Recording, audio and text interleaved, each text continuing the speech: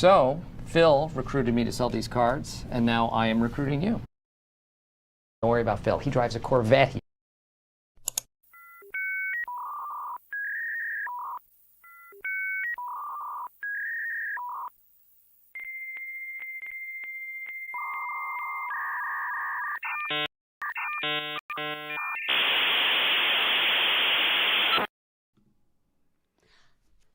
Hi everyone. Hello. Happy New Year, everybody. Hopefully the webcam's working. Okay, it looks like it is now.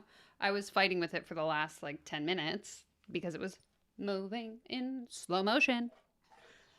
Hi, hello. I don't even know where the chat is on this thing, so that's awesome. Let me try and find it. Help. Would it be a Danielle stream if we didn't start off with technical difficulties? Sorry, just trying to figure out where I would have the chat. What the actual hell? Anyway, while I figure this out, let me know how your day is going. You can let me know how your New Year's was. What did everyone do? I played some virtual trivia. And then I was in bed by 10 p.m. Oh, maybe this button. Oh my God, where is it? I'm gonna have to Google this. Wow. Anyway. Never a dull moment. Oh, Bubba. As you can see, we're all in shambles. Ecamm, how to get the chat to show up. Guys, I'm sweating now. I'm getting nervous. Click the chat icon. Where's the chat icon? Oh no. This is a disaster. Oh, maybe this button? I found it! My volume is low. Okay, hold on. Let's see if I can fix that. Is everyone experiencing that? Is all of the volume low? I know how to fix that as well. Guys, why you gotta play me like this? Where's DC? I need your help. Okay, sorry. I'm going to catch up on the comments, then I'll try and figure out how to mess with the audio, because I don't know what's happening. I don't know why. Maybe this button? Oh, there we go. No, my microphone's at max volume, so it should be okay. So if someone can confirm or deny, I would appreciate that. Hello. Happy New Year. Exactly. Another year of getting rich. If we're not all millionaires by the end of 2024, you guys are going to find out I'm actually a scammer. So stick around to find out. Hello. Welcome. Happy New Year. Awesome. Oh, I love it. Welcome to the stream. Welcome to Snarkfest. I probably stole that from DC. If you are new here, hi, I'm Danielle. I mostly make videos here on YouTube debunking the online coaching industry. And every Monday we go live and have a look at a podcast or a webinar or some other kind of scammy business activity that's happening on the internet. Which, by the way, I have some breaking news. It's not breaking news, but follow-up news in relation to videos that I've released over the course of the past month or so. So we're going to get to that once I get through all these comments. Welcome. Hi, hello. We love technical difficulties. Do we, though? I get so stressed. I'm actually sweating now because I was like, why does this always happen to me? I try to be so prepared. Oh, thank you. Love it. Hi, Jasmine. Hello. Happy New Year. Hello. I think I might be coming to Edmonton in a couple months. I'll let you know. Love it. Okay, sounds good. Volume sounds good. Okay, so I recommend that if the volume is low, turn it up. Because I can't turn up my mic any louder, and it's literally showing me blasting out the sound right now. Help. Okay, Mallory says, January 1st is actually the perfect time to become a coach and buy my course, but February, March, and April will be perfect too. Well, actually, I was thinking I was going to sign up in June, so let me know if it's still a good time in June, 6 months from now. Halfway through the year, new me, new reinvention of myself. It's going to be great. What are you doing, buddy? Dog's just wandering around lost. I would show you the rest of the room, but I have laundry everywhere, so that's going to be my little secret. I can't get rich. I just found a new job. Well, after today's live stream, you're going to want to quit that job because we're going to learn how to build a 6-figure business by quitting our jobs before we even have a business. So I'm looking forward to that. Bubba wants out of the room, so I will BRB. See you later. Have a nice day. Bye.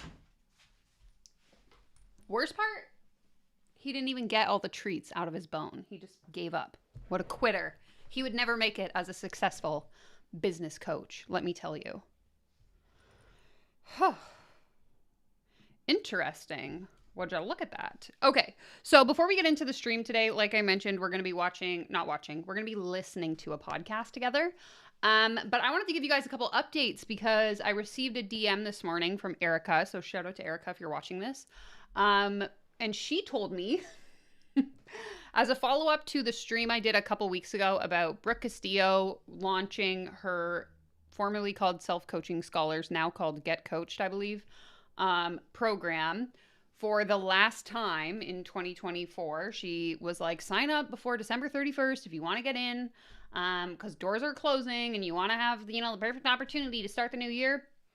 Newsflash, you can still sign up today, January 1st. So the whole, you won't be able to sign up after December 31st, you're going to miss your chance, lies. Just wanted to put that out there. And in addition to that, the other one, then that got me thinking, if you missed during Coachmas Day 2, I did a video about Hillary Rushford, who was a popular online coach, announced she was closing her business, did a going out of business, pay what you can sort of scale. Anyway, that was supposed to close December 15th. So when I got this message about Brooke Castillo, I was like, ooh, I wonder if Hillary has closed off her buy before December 15th or miss your chance forever. No, you can still buy her offers. So I just think that this goes to show the narrative that we talk about a lot here on this channel. The idea that these coaches like to create a false sense of urgency that now is your best opportunity or last opportunity. And if you don't jump in now, you're never going to have a chance to succeed ever again. BS. And I think Mallory's comment kind of demonstrated that very well with her joke about, right now is the perfect time to become a coach, but so is next month, next week, and probably 2025 as well. So stay tuned for that.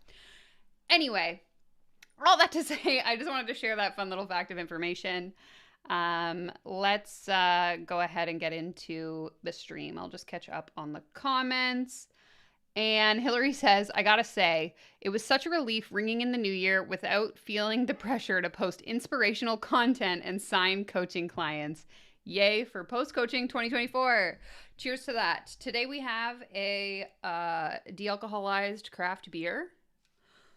Blackberry lemon. I believe it's local to Vancouver, so sorry if you don't live in BC. Where is this from? I don't even know. Oh, it's actually from Victoria. So, Mallory, if you're interested, check out the Phillips Iota. I have had this one before. It's pretty good. Okay. Love it. Love it. Yeah, I'm sorry if you were upset because you thought you missed your chance to become a coach. You can still sign up at what's it called? lifecoachschool.com. We didn't believe her, as I recall. I never do. They're all not telling the truth, in my opinion. Also, shameless self-promotion. Harrison is correct here. There's also a never a better time than right now to join the billionaire tier. Oh, I love it. Yeah, so I would say, and I mean, people in the chat can speak for themselves. Most people that consume my content are either skeptics. They are people who have been in the coaching industry and are now kind of disentangling their life, getting out of the coaching industry. That's my story. They're people who have purchased coaching and felt like they got duped. And then some people are just people who are interested or maybe thought about purchasing coaching. Something kind of felt off, so they did some Googling and stumbled across my channel. That seems to be, I think, the majority of people who watch my content. Also a mix of people who are interested in anti-MLM and sort of just found this because it's very similar. But again, people can speak for themselves in the chat. But from my understanding, that's what the majority of people who are here for. Love it. There's always an opportunity to give your money. PayPal link below. Send me one every month, and I will give you nothing in return. Okay, that's enough blabbering. Today, we only did 11 minutes. Usually it's 15 minutes of me trying to figure out what I'm doing with my life. Hello, Sam, and Happy New Year. If you are not subscribed to Sam's channel, you absolutely should be. Click her little face in the chat. And make sure you switch from top chat to live chat. I had to think about what the words were. Exactly. We're all just here to become billionaires, and I'm so glad you've decided to join me. Let's go ahead and learn how to quit our jobs and make 6 figures, okay? If I can figure out how to operate technology. Okay, so basically what happened was I was on the internet because I'm chronically on the internet. And I came across this, I think it was I don't even know how I got here, an Instagram ad probably, or it came up on my recommended. What's been happening recently is I've been fighting on threads with some of the girls in the coaching industry. Not even fighting. I just make spicy thread tweets, whatever you call them, threads. And these people get really upset with me. So anyways, now I'm getting fed a bunch of like coaches threads. I think threads thinks that I'm interested in becoming a coach. I don't know. Anyway, free content, baby. So I ended up on this woman's profile, did some digging, found out she had a podcast, clicked on the podcast. The podcast led me to an email opt-in, and here we are in my fake email inbox, learning how to make a 6-figure system. So let's read the email, then we'll listen to the podcast episode, and we'll take it from there. So the email itself was titled The 6-Figure System You Asked For. I didn't really ask for this. I just, whatever. Let's see. I can't wait to get to know you and your story, but first, here is the 6-figure training you can watch. So we also have a YouTube video of the 6-figure training. So once we listen to the podcast, if we feel like watching the training as well, it's like an hour and a half long. We can do that because I think the podcast is only like 20 or 30 minutes. So we'll kind of, what do we call it? Chat's choice. You guys can decide what you want to do. Choose your own adventure. Please reply to this email with got it, so I know you're all set, blah, blah, blah. Since you're here, I just want to say we all share a common goal of becoming more free. Whether that means financial freedom, location freedom, freedom of choice, it means something different to all of us. That's why I'm so excited for you to go through this 6-figure system training. The step-by-step framework I break down in this training has allowed me and my clients who follow it to hit their first $100,000 in business and gain the confidence that they can do this for a lifetime and that they're on the right path. This paragraph, I haven't read this email yet, so I'm live reacting with you all right now. But this paragraph right now is my problem with the coaching industry as a whole. Basically, what we see time and time again, and those of you who have watched a lot of my content know this to be true because I've shown proof in so many of my videos. So many of these business coaches take their experience in building their business, and I say business because I don't really think it's a real business, but anyway, that's the story for another day. They take what worked for them to hit their first, in this case, $100,000 in business, and say, I now have this framework that if you do exactly what I did, you're also going to have the same exact success, which anyone who has ever owned a business knows that this is not true and knows that it's not possible to guarantee results like that. I talk about this a lot because this is my example from my experience. Those of you that are new here, I used to own a yoga studio in Ontario, Canada. And I was like the #1 rated yoga studio in the region, the #1 rated yoga instructor. I was very successful.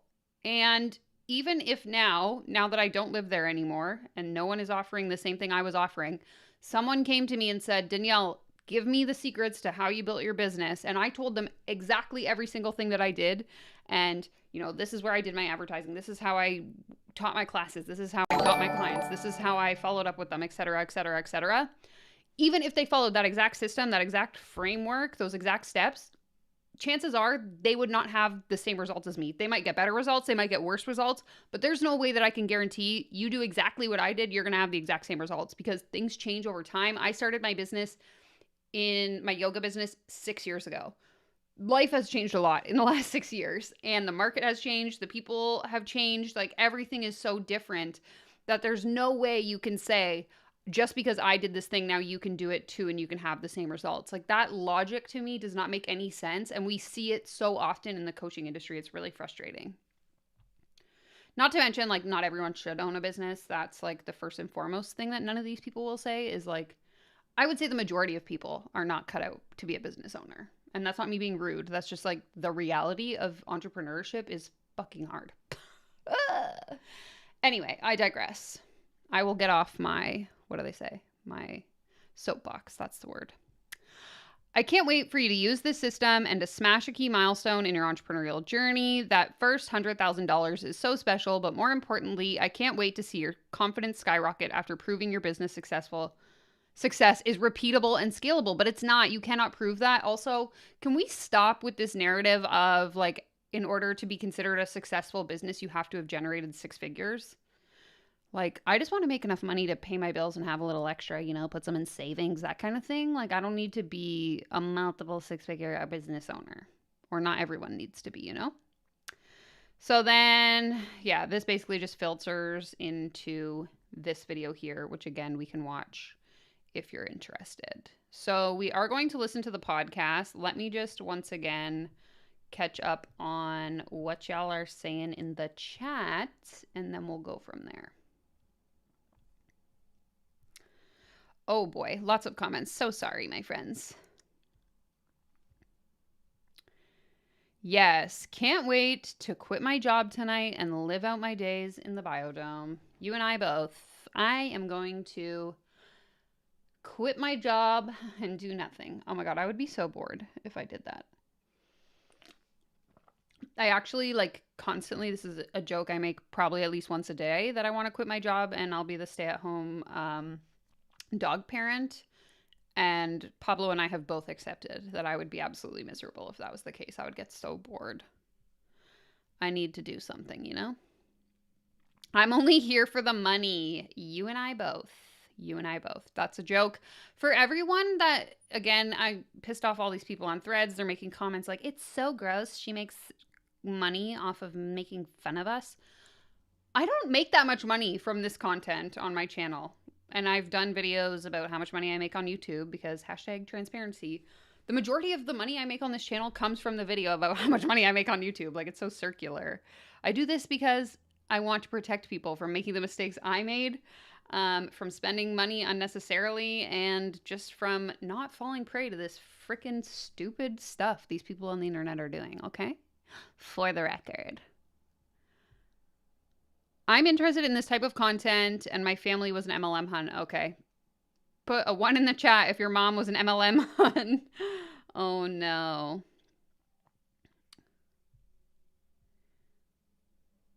Zillionaire in the waiting. I should change my name. Also, make sure, Julie, that you're charging your worth. We only charge in angel numbers around here, so 11111111 or bust. Got it? Got it.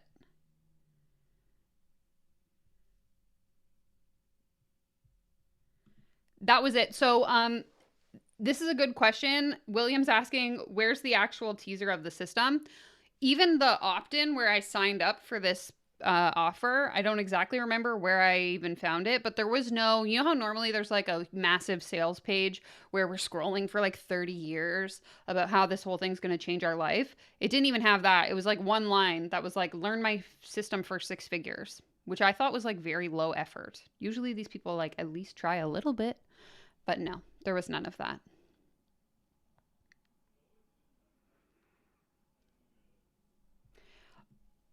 Also, in relation to Maya's comment here about freedom, I would say becoming a business owner is like the opposite thing you will do if you want to achieve freedom in your life. You would be better off working multiple jobs at the same time and saving a bunch of money so that you could like retire early than you would be in starting your own business. Like, when you're a business owner, you're basically working 24/7. Even when you're not working, you're like sitting here thinking about how you could improve your business or things you want to do in your business. There's no like true freedom. So that's a lie. The lie detector test has determined that that was a lie.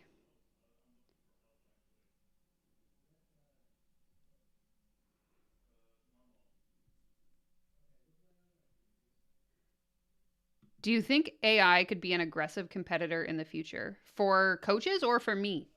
My partner seems to be convinced that YouTubers will no longer exist in the next 5 to 10 years. So, but if you actually are considering hiring a coach, you could just go to ChatGPT and ask them to be your business coach. If there's specific things in your business you want advice on, ask ChatGPT for free. Just a suggestion. Somebody actually emailed me months ago asking me to do a video about that. So it's a maybe in the new year.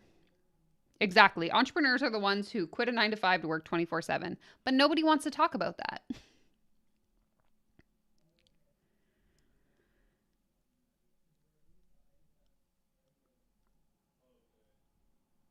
Okay. Let's go ahead and get into the podcast. As always, you'll have to tell me if you can hear it. I'll just double check here that I have the settings correct.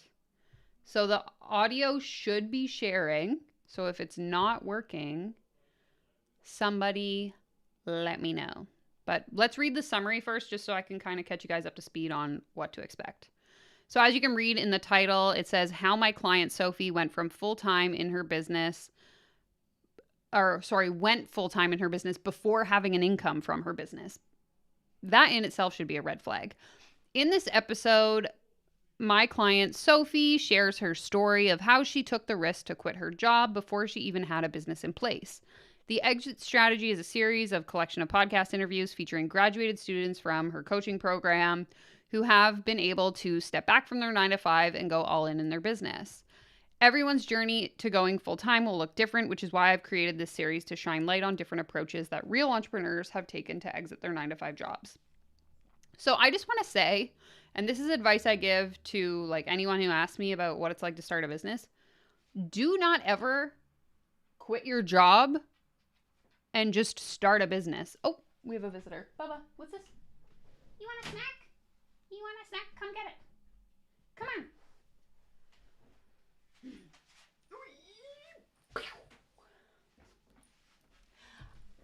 It's like the most irresponsible thing you can do. Like I did that. I quit my job and started a business before I had a business. And I absolutely do not recommend anyone does that.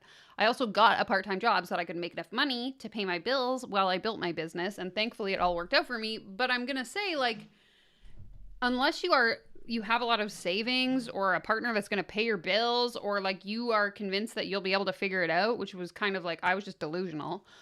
I don't recommend anyone quits their job before having a full-time, like before even having a business. Like, oh my God, it makes me stressed to think that people are doing that. Sorry, that was a bit of an aside. The title makes no sense. She's saying this person started her business before she even had a business. She just quit her job and was like, I'm going to start a business. Fake entrepreneurs, Suzanne. Like me. I'm a fraud, a hustler.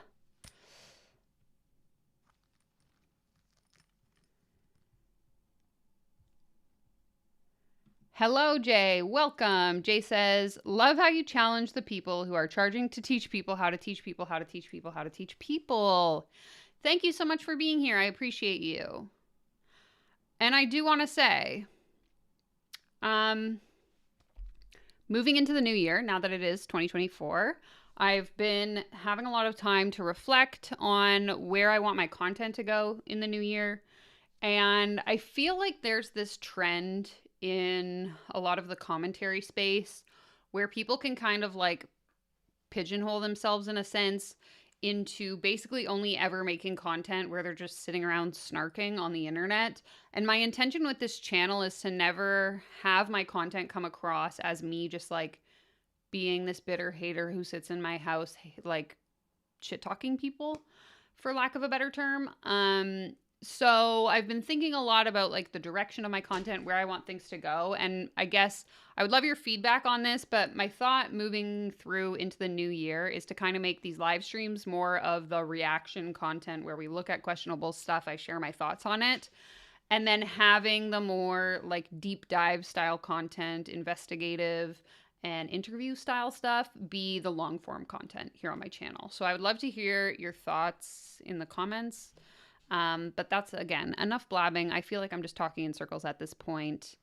Let's go ahead and get into the episode. And Jasmine, I will absolutely take you up on that offer. Once we learn how to build our 6-figure businesses, I will see you there. Okay, so let me know if you can hear this.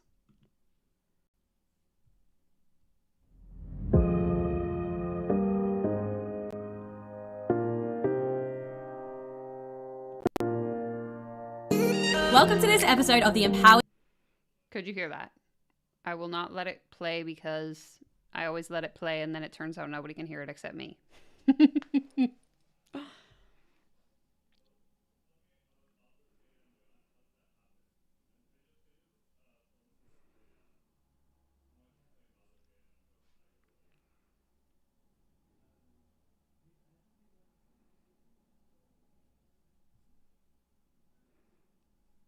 Okay, cool. Let's get into it. M podcast. My name is Emily Jane Saroff, but you can call me M. I am Also, I sped it up because I'm assuming she's going to talk slow, but if it's too fast, we'll slow it down. obsessed with all things spirituality, business, and personal growth. I started this podcast at 21 years old whilst I was studying my Masters of Architecture at uni. It is fair to say that this podcast catapulted my life in a direction I never imagined possible. Okay, I turned her volume down a little bit, so let me know if it's better. After starting this podcast, I dropped out of my degree, quit my 9-to-5 job, and started my own business, and in 8 months of starting, became a 6-figure CEO. Inside of this podcast, Okay, immediately I just want to address the fact that that is super unrealistic. The majority of businesses will never reach 6 figures, let alone reach them in whatever she said, 6 months. No. I share insights into the realities of being a 20-something CEO, along with actionable tips to help you unlock your true potential and create a soul-aligned and impactful life and business. So pull up a seat, put on your headset, and get ready to get empowered. Welcome to another episode in the 9-to-5 Exit Strategy series. As you know, with this series, I have been bringing some of my past and present clients onto the podcast to share their unique journeys with you around what it's really looked like for them to build their way out of their 9-to-5s and being full-time in their businesses. We have heard some incredible stories so far, and we're going to hear another incredible story today from one of the oldest clients who has been on her own path for some time now, since finishing up with me. And on Okay, I'm going to slow it down a little bit. No offense to the accent, but it makes it hard for me to understand what she's saying. it's been so powerful watching the way her business has just transformed over the years since she did make that shift from her 9-to-5 to go full time in her business. So in saying so, I'm excited to introduce to you all, or reintroduce to you all, Sophie McMeekin. Welcome, So. Oh, I feel excited to be back in this seat and be back in this space and this energy with you. Yeah, it's been 2 years. Yeah, 2 years since we coached together, because you were obviously the door for me, that door to coaching for me. ELP was the very first program that I ever invested in, and obviously it's kind of evolved and changed now, but that was the first coaching I ever invested in. And then obviously I had my one-on-one with you, and that kind of catapulted me into the coaching space and into the work that I now do. So really got to thank you for it all. Oh my gosh, and yourself for putting in the work though, right? But yeah, it has been such a journey, and some of you may... Okay, this is just a gripe I have in terms of production quality, and I've talked about this in multiple streams. In fact, it came up in the stream like 2 weeks ago that we did on Amanda Francis. If you're calling yourself a multiple 6-figure earner, 7-figure business owner in some cases, can you not afford a microphone? Like, even I have multiple microphones because I have a problem. I have these wireless microphones. You might have seen them in some of my content. This was like 150 Canadian dollars. This mic here is a little bit more expensive. I think it was maybe closer to 350 or 400. But you can get like a decent, my first microphone back when I used to have a podcast actually was one of those like Blue Ice snowball mics, $60 on Amazon. Like, what are we doing? If we're calling ourselves, authorities in the business space and we're marketing ourselves using these podcasts, why aren't we purchasing a microphone? I'm just wondering. This is like one of my constant gripes with this industry. Welcome to the channel, Kelly. Thank you so much for subscribing. I've heard some of the previous episodes that I've had Sophie come on here on the podcast. as we mentioned, like she has been in my world since day I think one. she's Australian. It sounds like She it anyway. joined some of the very first programs that I put out, worked with me for an entire year in different capacities. And as Sophie said, that was like the very beginning of her coaching journey. So the last 2 years, she's really been on this journey on her own as well. And obviously exploring different avenues within the coaching space. So it's been really powerful to just watch how she's grown and evolved over the past 3 years. But what we're going to really hone in on today is Sophie's story when it comes to how she left her 9 to 5, because it was a couple of years ago now as well that she really did take that plunge into going full time. So why don't you shine some light on the beginning of your journey, Soph? Like, what were you doing before coaching, and just paint that picture of those early days for us, please. Okay, and the reason why she's doing this, based on my experience and the analysis I've done of many coaches, podcasts, and webinars and marketing, etc. The reason why they do this of tell us your origin story is to paint the picture for other people who are listening to this podcast, who are thinking like, should I quit my job and become a coach?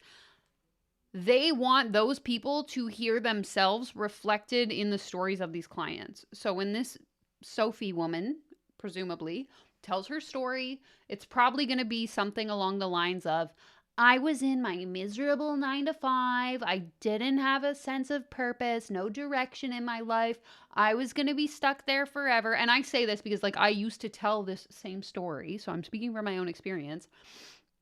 They do this so that the person listening goes, oh my God, that's me. That's my story. I want these results that this person has. Therefore, I'm going to sign up for this program because if that person did it, so can I. Because these people convince you, the only difference between them and you is that they made the choice and you haven't yet. So come on over into our container. Painful.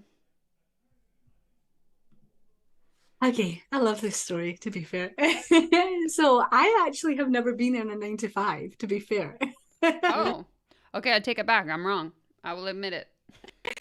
I've never been in a 9 to 5. However, I obviously did have a full-time job before coaching. So before coaching, it was obviously 2020, and that was when the pandemic was. And I actually graduated that year as well from my business and Spanish degree. So I graduated the April, May of that time. And obviously that was when the pandemic was really, really at its peak, and lockdown was happening, and it was very, very uncertain.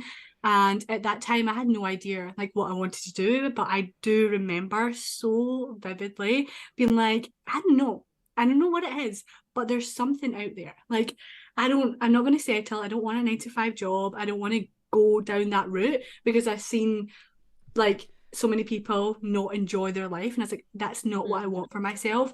And now that I know it was obviously my intuition speaking to me at that time, but it was literally saying there's something out there for you that's going to allow you to be yourself, be free, connect with people all around the world, and just do what you love and enjoy what you love. But at that point, I was like, like, I have no idea what that could possibly be, but it was something. My intuition was speaking to me at that point that there's something out there, like hold on to that, it is going to come. So obviously at that time I was furloughed from the job that I had been working in while at university, and I was applying for jobs at that time purely to entertain my parents, purely to like please them and just be like, yeah, because they were kind of at me like, what are you doing now, that pressure of feeling the need to like be applying for things. And I remember having interviews, applying for things that I didn't even want, but was just doing it for the sake of doing it. And in that period, so this was now July 2020, I actually moved out of my parents' home. The biggest risk that I took, because I was furloughed, I had no job security, I had no idea what the next step actually was going to be, and I just took that step, and that kind of shift in energy out of my parents' home and into my own place betted on myself. And that is actually when the doors started to open for me. That's when the network marketing world found me, and that's where obviously Em and I kind of aligned, because we were both. There it is. She joined an MLM. For those of you that aren't familiar, network marketing, MLM, multi-level marketing. Same. The same network marketing business at the time. I started to binge all the podcasts, binge M's podcasts, all the other podcasts that were out there. And then that's when the coaching space obviously found me, because the network marketing world was all about mindset, all about personal development. So yeah, that's kind of like what happened. I got given, but during that time, I also got given a job. So the job that I had worked in at university was a supervisor at a hotel on the university campus. However, because of furlough and because of just the world at that time, the hotel was obviously not able to reopen. So instead of being made redundant, I got given a job over at the university campus. And for many, a lot of people would be like, what are you doing? You have just graduated university with a business and Spanish degree, and you're going to work at reception at the university accommodations. And I was like, this may not make sense to you, but this is not something that I'm going to get stuck in. This is just temporary for me to figure out what direction, where I'm going, what is right for me, so I don't get stuck on a path that I don't want to be on. So I decided to say yes to that opportunity, because it also was super aligned, because it was a full-time job, but it was 3 12-hour shifts a week. So that gave me flexibility and freedom, and was a starting like kind of taster of what it was like to have freedom, you know, because I had those 4 free days off per week. So I stayed in that job while starting to dip my toes into network marketing and the mindset world, the coaching world. And I started my Shine with Sophie Instagram community. I started like a little free mindfulness club, and then Em and I had free one-on-one coaching, and it kind of just grew from there. And I remember investing into Em's like mindset group program at the time, and it was like one of the very, very first calls I was on. I was like, why the hell am I not doing this? Like, why am I not doing this? And I think I was kind of wondering this too. Suzanne is asking, is there a point to this story? I'm like, I feel like we could have got the Cliff Notes version, because I'm having a hard time paying attention to what she's saying because it's taking too long. It was literally like 3 weeks into the group program. I was like, let's just do one-on-one and let's just start.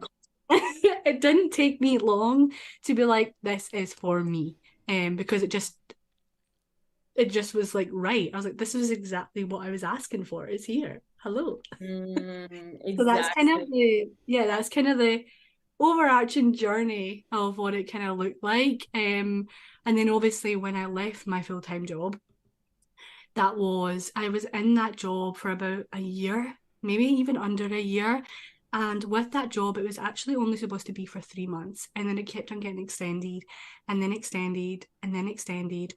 And it came to a point where they were like, okay, like you have to go back to the hotel now. Like the hotel want you back.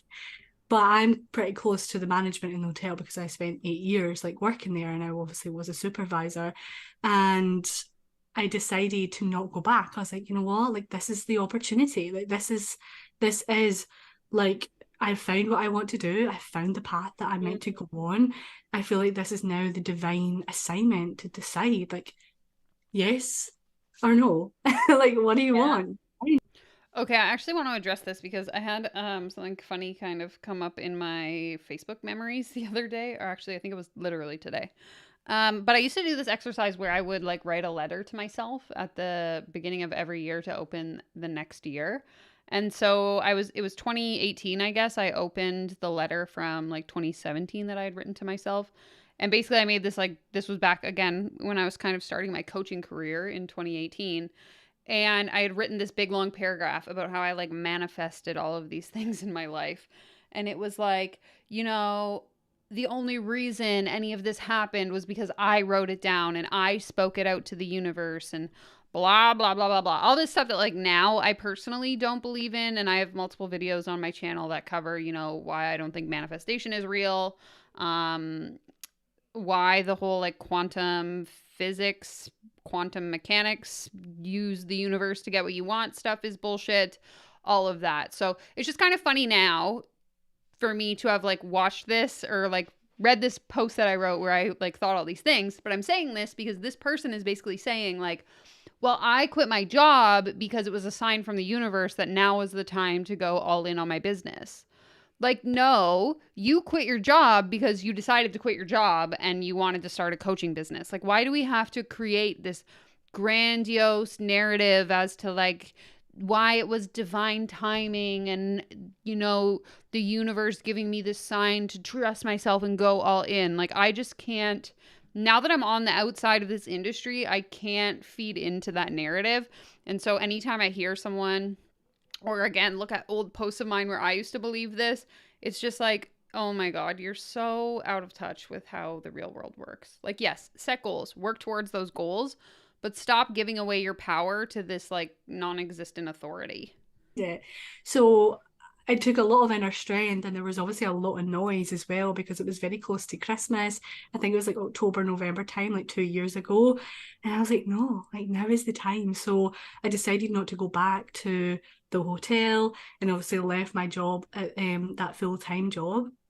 But the funniest thing is that I want to add is that when I said no to both of those opportunities, the universe was like, are you sure? Because I got a phone call from that full-time job that I had just left saying, we've just heard you're not going back to the hotel, and we thought they really needed you back, and now that you're not going back, would you please come back? Like, we want you back. We didn't even want you to leave in the first place. Like, we love you. And I was like, oh my God, what are you doing? So the universe is giving you a little bit of a test there because you had kind of made this declaration that you don't want to go back to your job. You want to step into this new path of self-employment. And it was now giving you this opportunity to like test and see how devoted are you to this new path that you're on, which I think is really powerful. But there's a couple of questions that I want to reflect back to you from what you've already shared to us.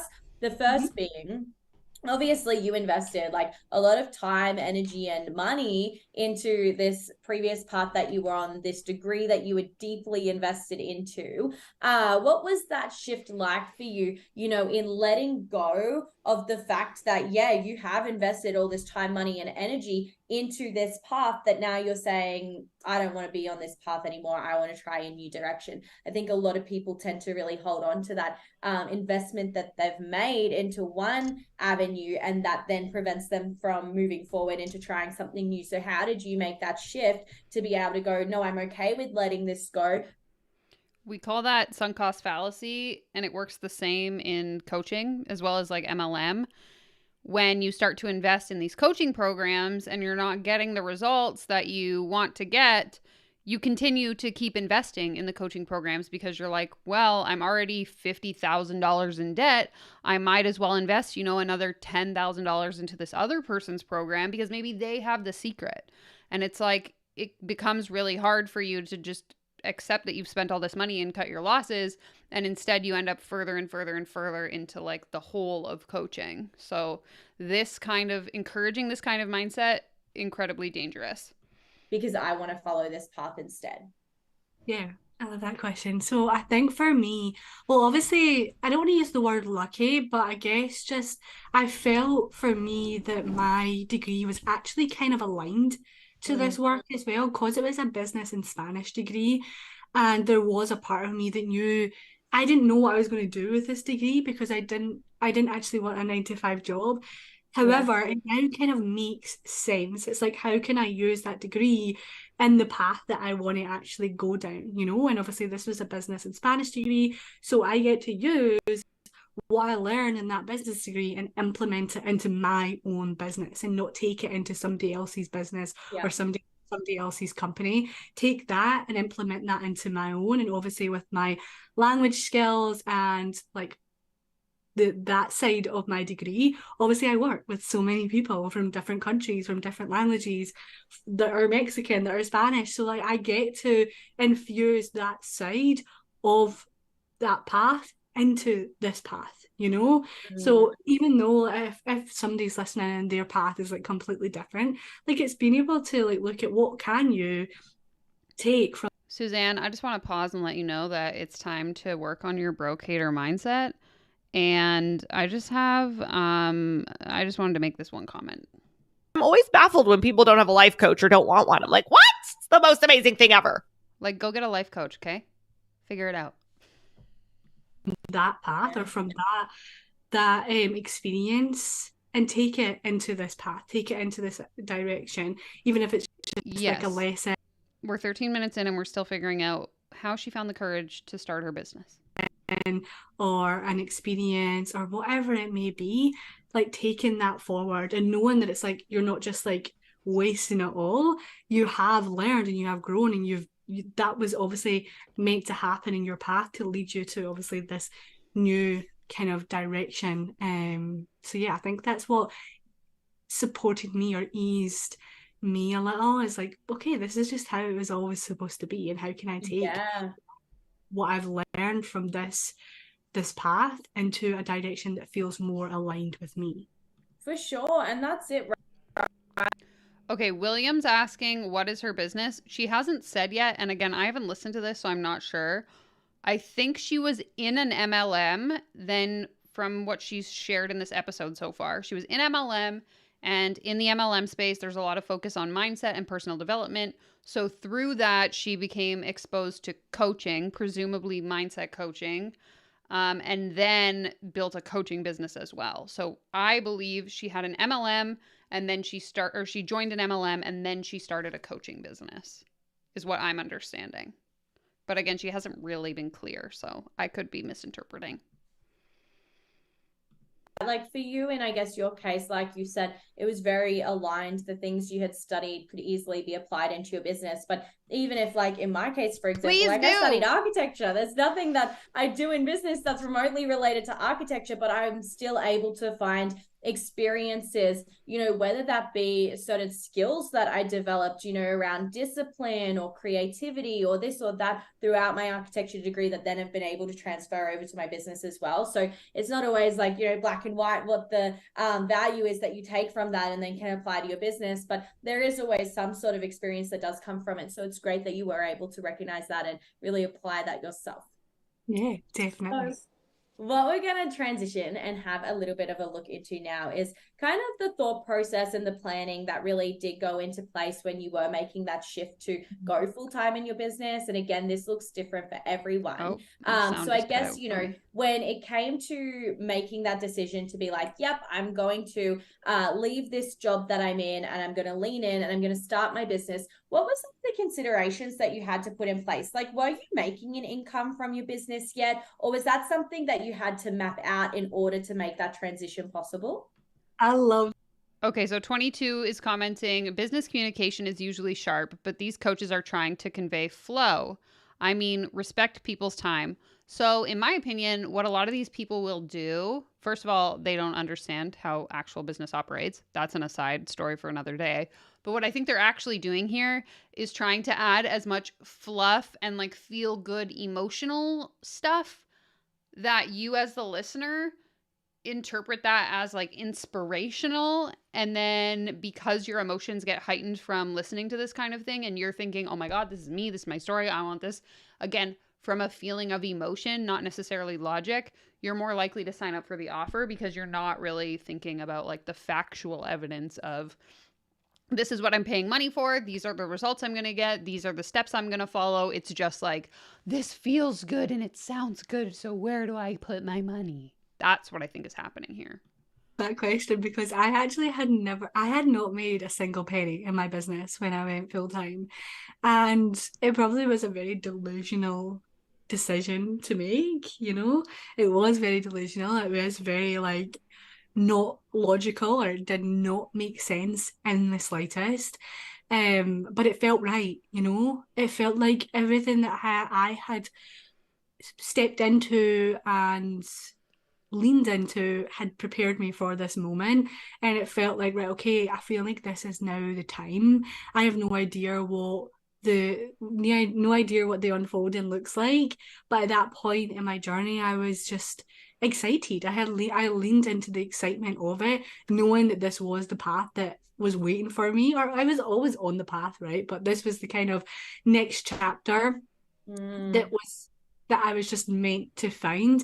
And I think it took a lot of inner strength, bravery, like connection to my intuition, because at that point, the job that I was in obviously was I was surrounded by the kind of small-minded people in the nicest possible way. So they only knew like being safe in a job. Christmas is coming up. Why don't you just stay until after Christmas, and then you can go? Like, just stay. Why would you do that? Why would you do that? So it did take a lot of coming into myself, meditation with myself, connecting with myself and my intuition, and reflecting on like what I had personally embodied and moved through, and allow that to be the decision maker, not what other people think I should do, or not what other people think makes sense. And what's funny is that I never actually told a single soul that I hadn't made a single penny in my business at that time, because I knew that that would obviously create opinions from others that I wasn't willing to take on, because I knew it was a decision that only me and my intuition could make. So obviously I feel like the three components there were really that brave. Lindsay, you're late, so you already missed all of the secrets. And unfortunately, you're going to have to wait until 2025 to learn how to become a millionaire billionaire. So sorry about your luck. Try again next year. The inner strength and the connection to your intuition, because those are the three things that really know the answer, right? And it doesn't need to make logical sense.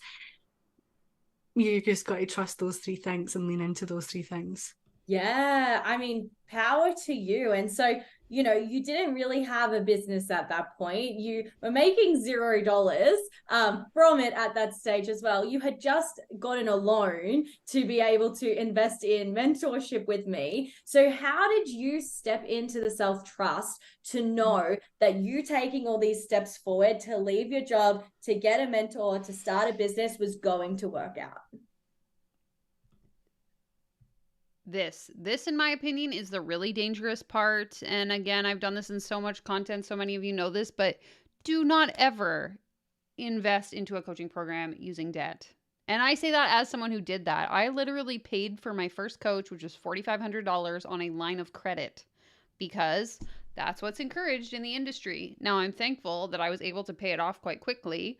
But for some people, in fact, people I featured on my channel with multiple tens of thousands of dollars of debt that have to go into bankruptcy or debt consolidation programs or different avenues to try and afford the mistakes that they've made. I cannot imagine encouraging my clients to go into debt just to be able to afford to work with me. Like, that is so icky. It's so funny because I'm like, a part of me is like, I have no idea. I just knew it. Like, I really was committed, and I still am committed to that connection to myself. Like, I was doing intuition meditations. I was obviously running free masterclasses, having free one-on-one sessions, and I had my podcast at the time as well. So it just felt right in my body, as if like this has been waiting for me for a long time. And it was my body that just knew that this is the path that you were meant to be in. Don't get me wrong, like obviously fear was there. Like obviously it was really scary, and it has been a roller coaster the past 2 years.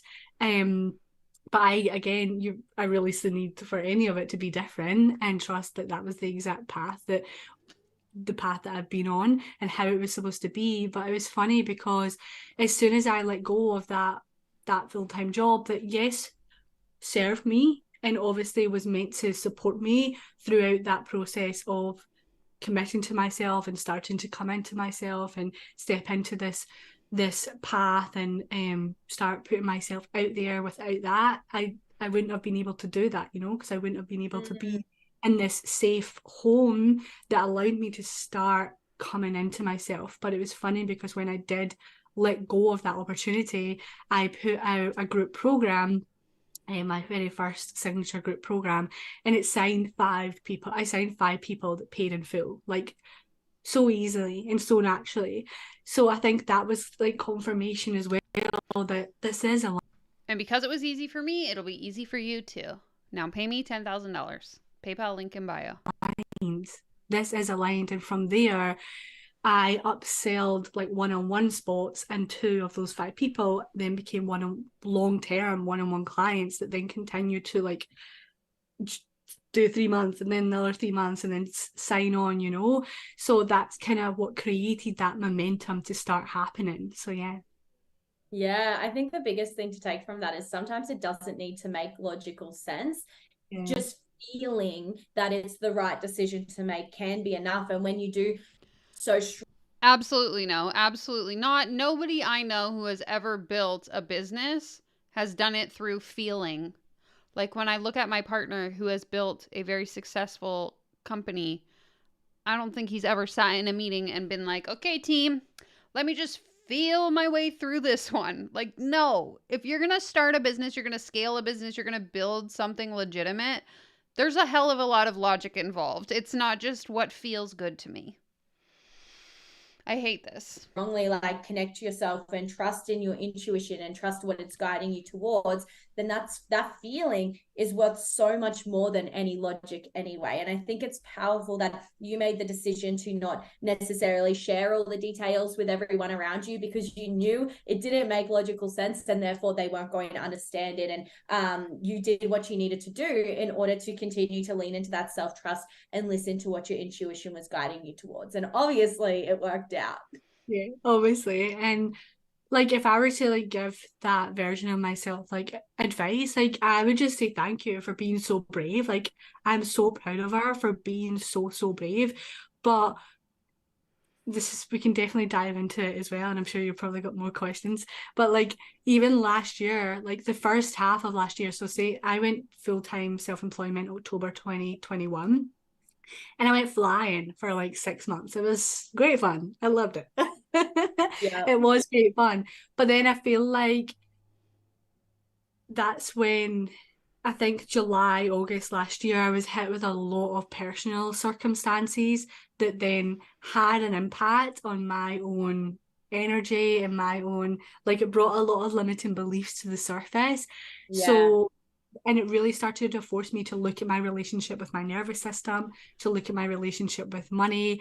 And I'm honestly not really sure what we're going to get out of this. I feel like we're 20 minutes in. There's still another 20 minutes almost of this. Like, are we just going to keep talking in circles about how we felt like we should invest and now my life is so great and it was horrible and now it's great? Like, just to look at my relationship with how I desire to run my business.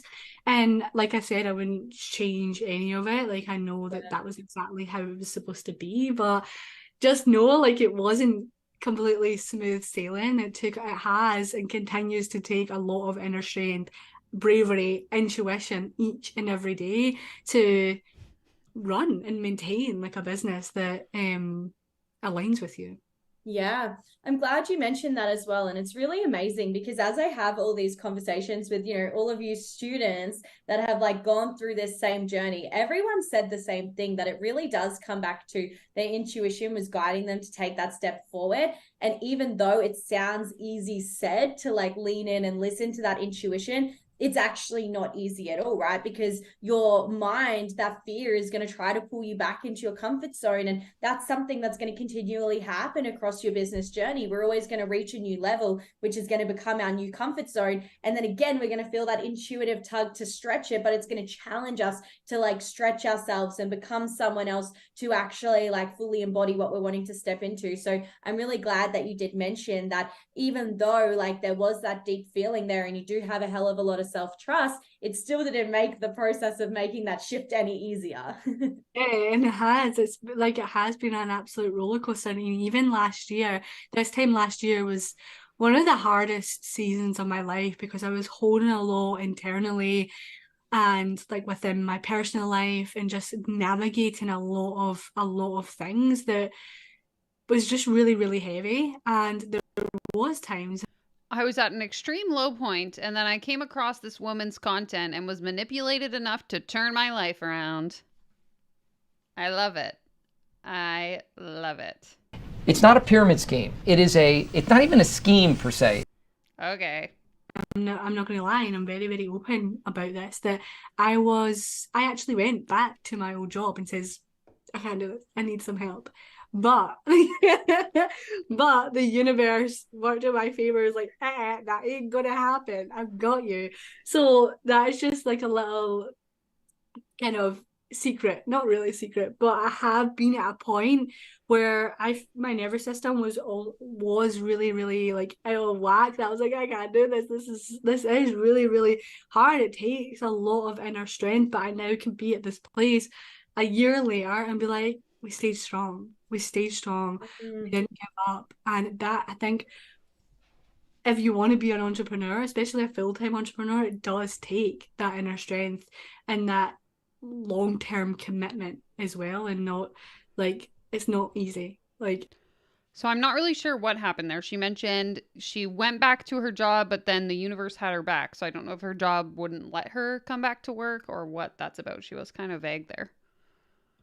it isn't easy. It is hard. Like, things can be easy and we can lean into ease, but the real reality of running a business is that there is aspects of it that are hard. There always are. But that's like anything, right? It's choosing your heart. And I guess, you know, when it comes to choosing your heart, it's about weighing up, well, what are the rewards that are going to come from this? And do those rewards outweigh that challenge that you're going to have to go through in order to get there? Is it worth it for you? And I guess for all of us, it has been worth it. But what I'd love to dive into with you now is looking a little bit more specifically at the action steps you took as you were making that transition from the path that you were previously on to then being full-time in your business.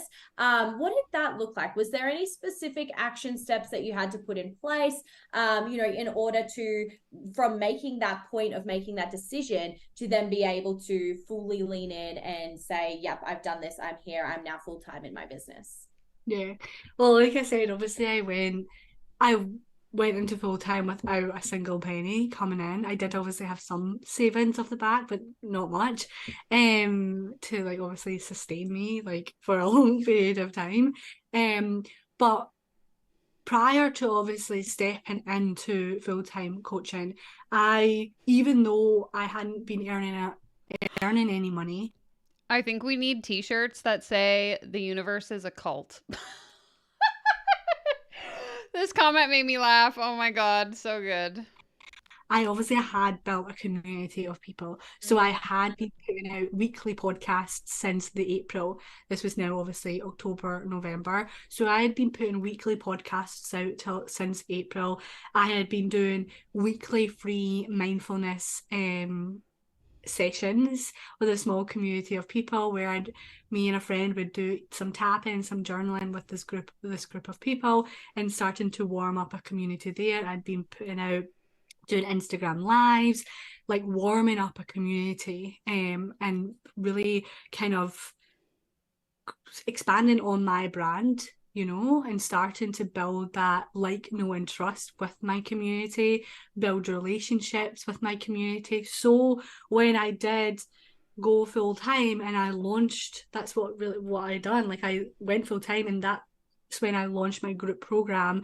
And from there, from the marketing and the promotion of that, as well as doing my podcast, as well as like connecting with people, putting content out there, that's when the clients started to come, the income started to come. I would be doing my sales calls, my discovery calls, having conversations with people about my my group.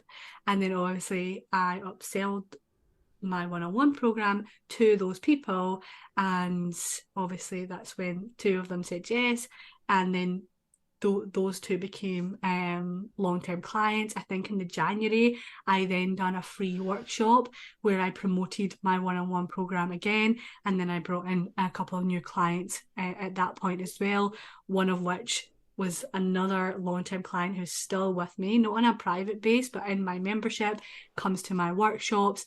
So I think the tangible steps was really creating a community, building relationships, putting out consistent content, putting out my podcast, doing free workshops, like doing free workshops, launching my program, selling my offers.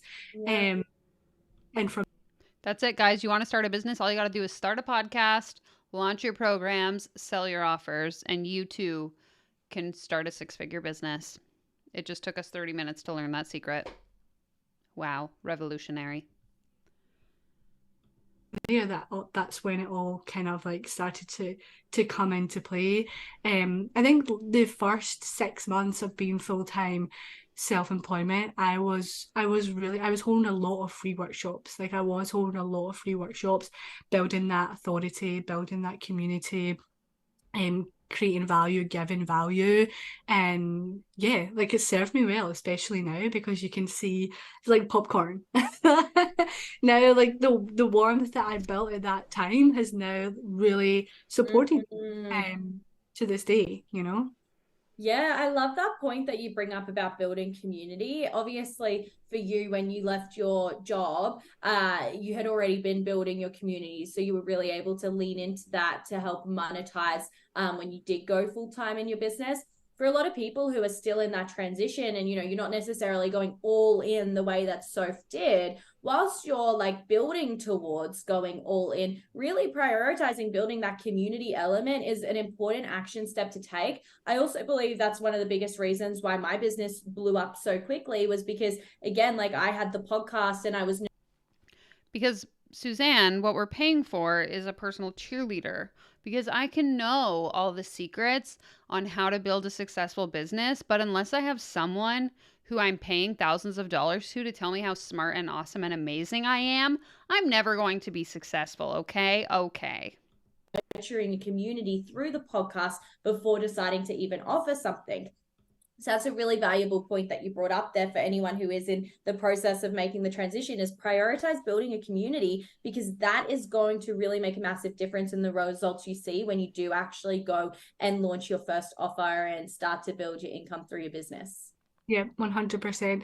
Like warming up those people, because if you're putting something out and they're not warm, they don't really know you, they don't trust you, they don't understand what it is you're giving. Obviously there's going to be barriers there. So I think it was a lot easier for me to put the group out there. One, because I was in alignment with the group, like that's what I enjoyed, and what just felt obviously in a line for me and my community, because I had been building that warmth, I had been building that connection at that point. I was actively like and directly reaching out and starting connections and starting conversations and not being afraid to do that, and being the one that goes first and being the one that provides the value, and leaning into that fear, and like holding like lives where I remember at that time and I know that doing Instagram lives can be scary, and sometimes it can still be scary at this season of my business as well, you know.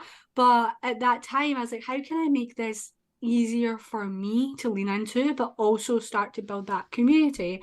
So what I done was like, okay, I'm going to do this like 3-day challenge. I think it was like a challenge or like a live challenge, where I had a topic for each day, and I asked my community if they wanted to join, and those that said yes, I put them into a group chat on Instagram, and whenever I was going live, I'd say, right, we're going live, so those people would come, and you knew that they were going to be there, and that started to build that connection up, those relationships. So every time you say you're going live, they go and watch your videos? Yikes. That's like you guys. Every time I say you go live, you come watch my videos. I was going to say they're starting a cult. Am I starting a cult? Oh, God.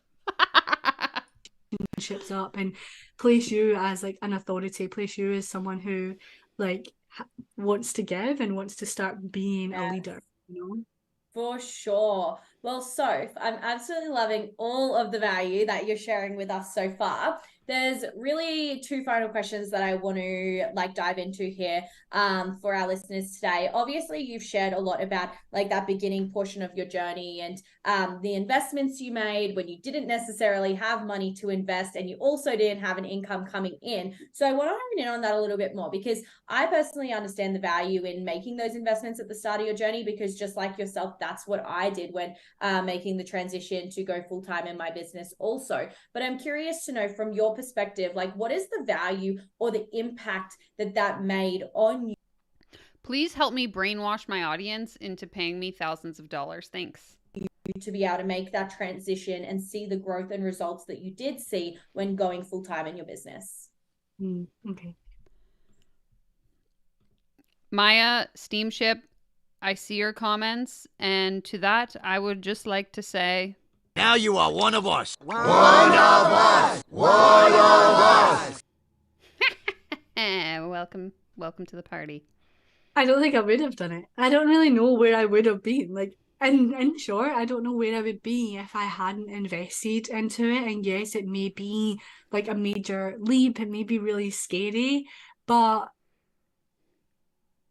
ultimately that's going to, whether it's a financial return on investment or not, you are going to grow in some way. You are going to expand in some way. You starting to put yourself out there in some way is huge. And it's something that you probably wouldn't have done without that support. So honestly, I think if I didn't do that, I don't even want to think where I would be, because I know that ELP was obviously, that was your group program at the time. That was what really started things for me and propelled me into the space. And I know that a lot of the work I do now is even more deeper, that was like a stepping stone for it. Like, it was like the first step and then the second step. And then obviously that's what propels you into everything that you get to then expand into. So I think for anyone who is maybe wanting to invest in themselves, well, one, if you're wanting to do it, the desire is there for a reason, that's obviously your intuition speaking to you. Like, it wants you, it's trying to get. Or you've just been groomed, as Harrison put it earlier, into believing that you need to buy this program in order to be successful. Perhaps you've been brainwashed, one might even say. You to take in this step and to invest into yourself. And secondly, what's coming through now is also knowing that you're worthy of investing in yourself, and you can trust in yourself to invest in yourself, because I think those are sometimes two things that people can maybe not feel within them. They don't trust themselves to follow through or to make sure that they make the most out of that investment, or they just simply don't feel worthy of investing that amount into themselves. But just know that you are worthy, and just know that if the desire and the opportunity has presented itself to you, it has for a reason, and there's a chapter, a door, an evolution waiting for you, and it's really just ultimately up to you if you decide to step into it. Oh, completely right. The transformation, the potential of opportunity that awaits when you do lean into that discomfort, and do expand yourself to make those investments. Honestly, I believe it not only holds you to a higher personal standard and a personal level of self-accountability, but it also just equips you, with the resources and skills that otherwise would cost you the time and energy to find yourself, right? So I appreciate you sharing that there, because I know that a lot of people in our audiences who will be listening to this, really maybe are on the fence about making that investment to help them with these next steps of their business journey. So in saying so, the final question for you today, Soph, is what is a final piece of advice that you would leave someone with who is at that very beginning stage of their transition, wanting to leave their 9-to-5s and go full-time in their business? She's going to say, this is my guess, you can drop your guesses in the comments. She's going to say, commit to the journey, go all in, even if it doesn't make sense, trust that the universe has your back, spend all your money. Go into debt. You'll be successful no matter what, which is a lie. No, you won't. Oh, God. It worked for me. It's going to work for you. Okay. One thing that I want to say, actually, this is a piece of advice that I would give myself as well at that stage, is to not hold on so much control. Like, that's what's coming through. Not hold on so much control on how the income comes in as well. It has to be this program. It has to be this way. It has to be like this. As you step into entrepreneurship, full-time entrepreneurship, it really is inviting you to also deepen and develop a new level of surrender and trust as well. And for me, last year, I really struggled to start after a really good season of signing clients and running programs. I hit a block, and it was because I was holding on to so much control on how I thought it was supposed to look, how I thought things were supposed to be. So I think if I was to give anything, is to be aware of the control that you're holding on to as you navigate and you step into entrepreneurship. And yes, obviously have your intentions, have your goals, have the kind of different offers and different avenues in which you want to lean into, but also be open to different ways as well. Also be open to unexpected ways, because that energy allows you to attract clients into the ways that you've obviously set, but also into different ways. Because I just really struggled for a while, because I was like, it's not working, it has to come from this, and it has to be like this, and it has to. Maybe you should try getting actual experience in the thing you're going to coach people on, and it would be easier to sell them on whatever it is you're trying to sell, because you actually would know what you're talking about.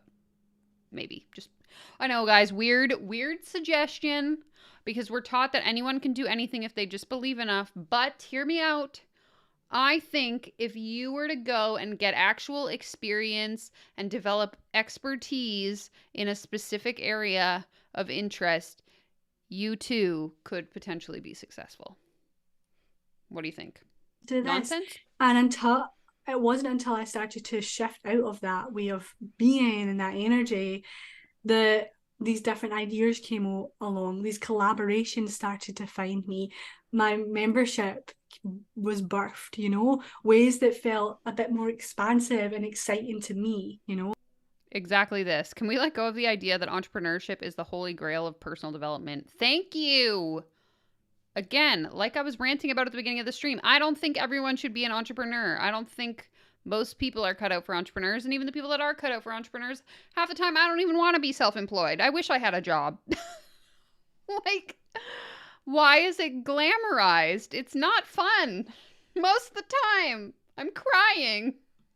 So that's something that I wanted to put out there, is like, as you step into entrepreneurship, just be very mindful of the control that you're in, and how can you maybe, yes, obviously have somewhat control, you are in control, but not be like holding such grip into how it actually works, you know.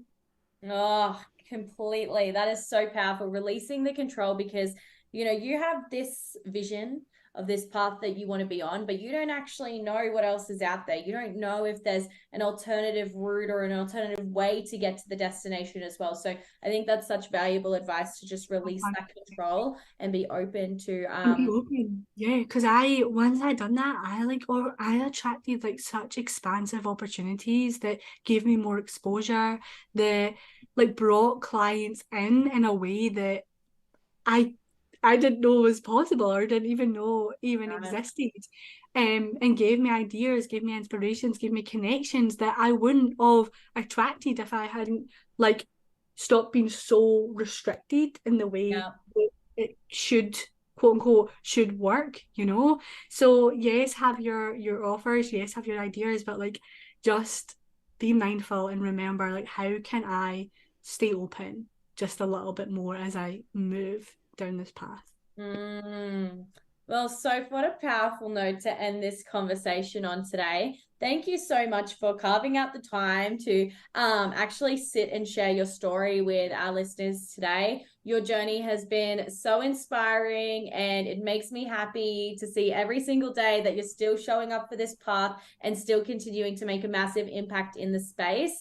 You have Blah, blah, blah, blah, blah. You're so great, and I love you so much. And thank you so much for coming on my podcast and talking to my audience. Okay, how are we feeling? Whoopsie daisy. There we go. What's up? How was that? That was awful, actually. Yeah, I'm not listening to the last 2 minutes because it's going to be a waste of our time. Not that the last 40 minutes wasn't also a waste of our time, but you know, you win some, you lose some. You got to pick your battles. Your guess is as good as mine, Rosie Path of Stones. Where is it? Where's the power? Where's the value? Where was anything in that episode? She spent 40 minutes telling us literally nothing. So I love that. Great. I'll send you the link to her program if you're interested in signing up. Actually, this is something funny. So A lot of the times, not actually, it's not even that often. Sometimes people will comment on my YouTube videos and tell me like, oh, I just saw like an MLM ad before this video, or I saw recently it was Tony Robbins speaking event that was advertised on my video. And I was laughing like, oh, that's funny. Like these people are paying me money when I'm literally making videos about them. And my partner was like, well, isn't that dangerous? Like, what if someone comes to watch your channel and they see this advertisement and they fall for it? So I'd be curious to hear people's thoughts in the comments, because my perspective was always like, well, these people are just wasting their money because the people that watch my content know not to sign up for these grifts. Do you think like it's good or bad that people like Tony Robbins, for example, are advertising their offers on my videos? I guess is my question. And I'm only thinking of this because I just jokingly encouraged you to go sign up for her program. So I'm just kind of thinking like, if I made a video that attracted someone who was on the fence and then they saw an ad that they fell for, like, am I at fault? Morally, what's the dilemma here? How should I be feeling? Ugh, that was incredibly confusing and irritating. And I'm not really sure what the point was, to be honest. I don't feel any closer to a six-figure business. I'll tell you that much. Exactly. Yes, very true. Sam says, being an entrepreneur is so overrated. I think they should teach entrepreneurship in school, but emphasize how difficult it is so that only very few can choose that path. Agreed. Yeah, I think the consumer needs to have agency for their spending. That's kind of my perspective. And if these people want to waste their money on ads on my videos, I think it's a good thing.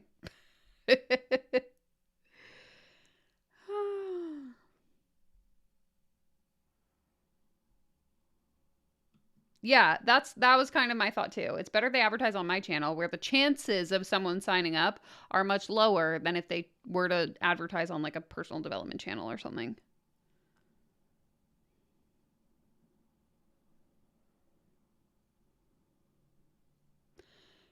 You and I both, William.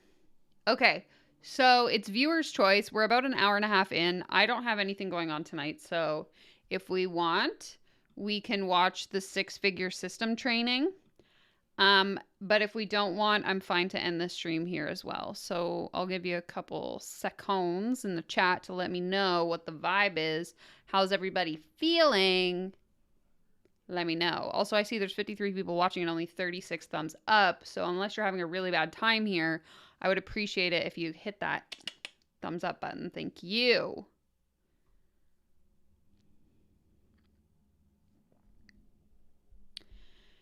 Yeah, I'm pretty sure I can select like advertisers I don't want to show up on my videos. I think you're right. Okay, Steamship TV is saying six-figure training.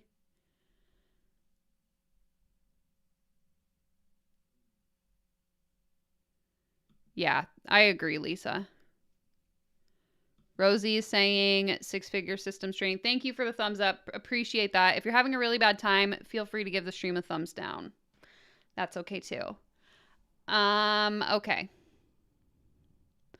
I'm about to make dinner, so I would love to be entertained. Awesome. Okay, love it. Let me just figure out how to do this. I just need to move the comments over to my second monitor so that I can still see those while I make this full screen over here. Oh, I gotta move this too. Okay, let's try this again. Make that full screen. Switch dish. Perfect. Okay, guys, we're gonna learn how to get rich, so buckle up and grab your pen and paper because I'm sure this is gonna be really, really, really, really good because they're always just, I'm learning so much. Welcome to the signature six-figure system training. First of okay, and I have it at 1.25, so if it's too fast, let me know.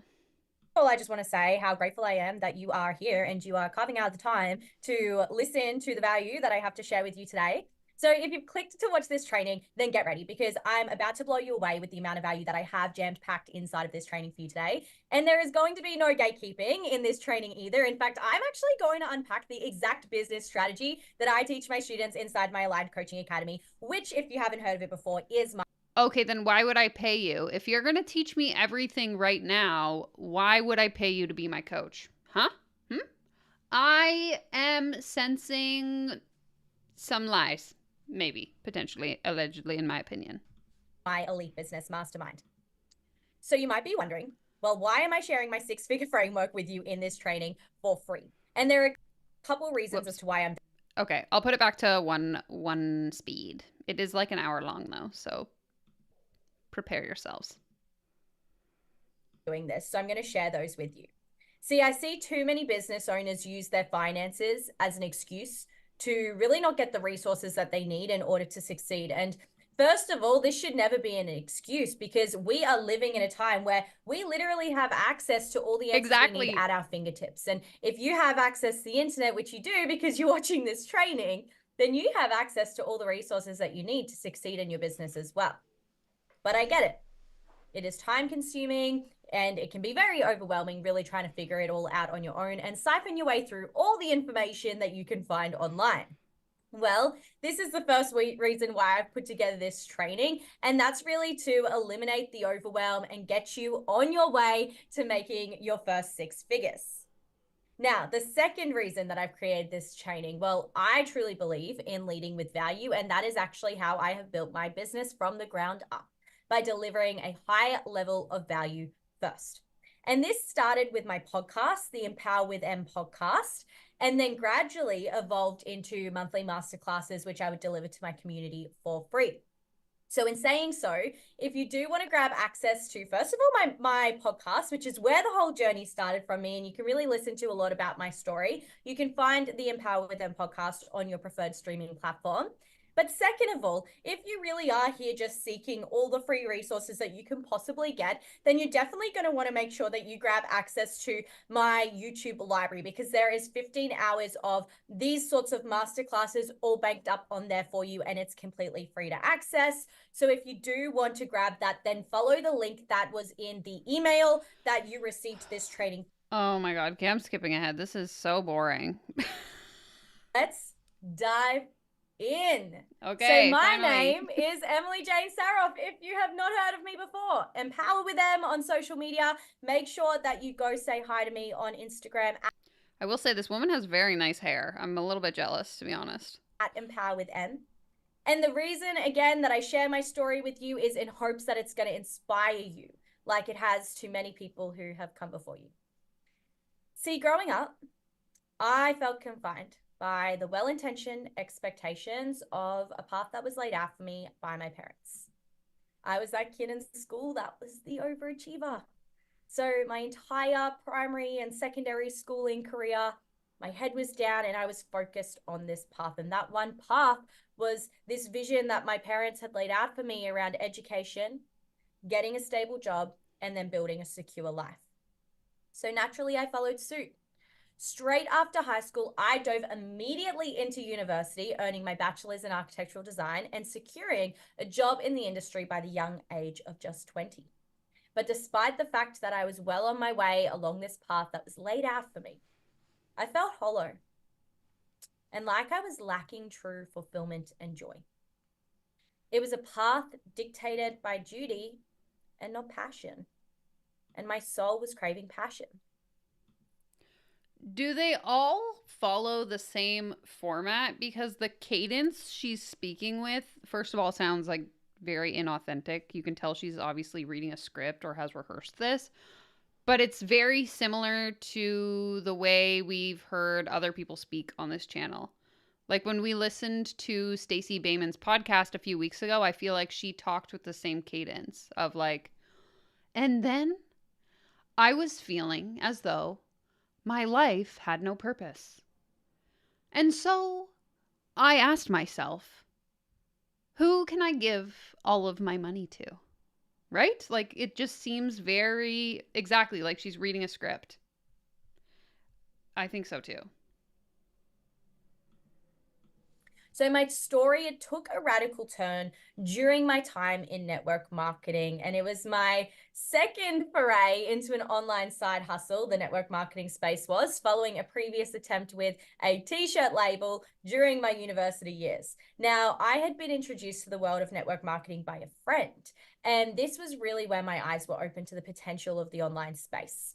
I would see other girls my age living life on their own terms, prioritizing lifestyle and fulfillment. All the while, I was slaving away to a degree that was eating me from the inside out. See, I have this one clear memory that I don't think I'll ever forget. And it was from one of the days that I attended at a network marketing conference. This was the first training that I had been to with. I wonder what MLM she was in. For those of you that aren't familiar, in multi-level marketing, which is a failing business model, basically 99.9% of people do not make money or lose money in an MLM.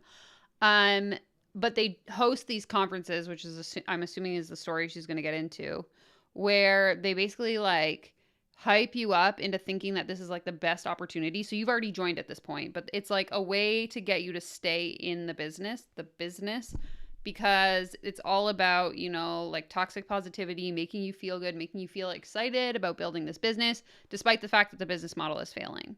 So it's not surprising to me that she's now like a coach having that MLM background, because the two are very, very similar. And I would say a majority of people in the coaching industry have a background in MLM. With this company, this was my first experience in that environment. Me and all my business friends at the time, we attended together. And to my luck, the conference just so happened to land on the very week that I had final presentations due for one of my semesters at university. So my heart, it wanted me to be at the event, but my duty required me to be elsewhere. However, I found a way to make it work. I woke up on this day knowing that I had to be in Brisbane, which was 1 hour away from where I live on the Gold Coast, to do a presentation early in the afternoon. So no, Heather, she hasn't said it yet, but if someone wants to be an internet detective, you could probably figure it out. First part of the day at the conference, soaking up as much of the trainings as I could before racing up to Brisbane in my car to present my architecture project. Yeah. I then immediately, that was my after guess, the Mallory, presentation, raced back down to the Gold Coast and made my way back to the conference, where I sat by myself in the back row behind where all of my friends were sitting. I was exhausted, mentally, physically, and emotionally from my studies. And so I sat in the back row. Sorry, I keep pausing it. Yes. So I listened to the audio version actually of the book Hey Hun. I also covered her on my channel. It was like one of the original coaching videos that I did back in February. I did a video on Emily Lynn Paulson where I read the article that was published before her book came out. But the book is really good. If anyone's looking for like a nonfiction book to read or listen to, I definitely recommend Hey Hun. It's a really good book. And I actually, so sorry, complete aside about this. I got into an argument in my DMs months ago now with someone who was like, well, I don't know why you're promoting that book, because for context, Emily Lynn Paulson was at the top of an MLM and recounts like her story of sort of realizing what a scam MLMs are and getting out of it.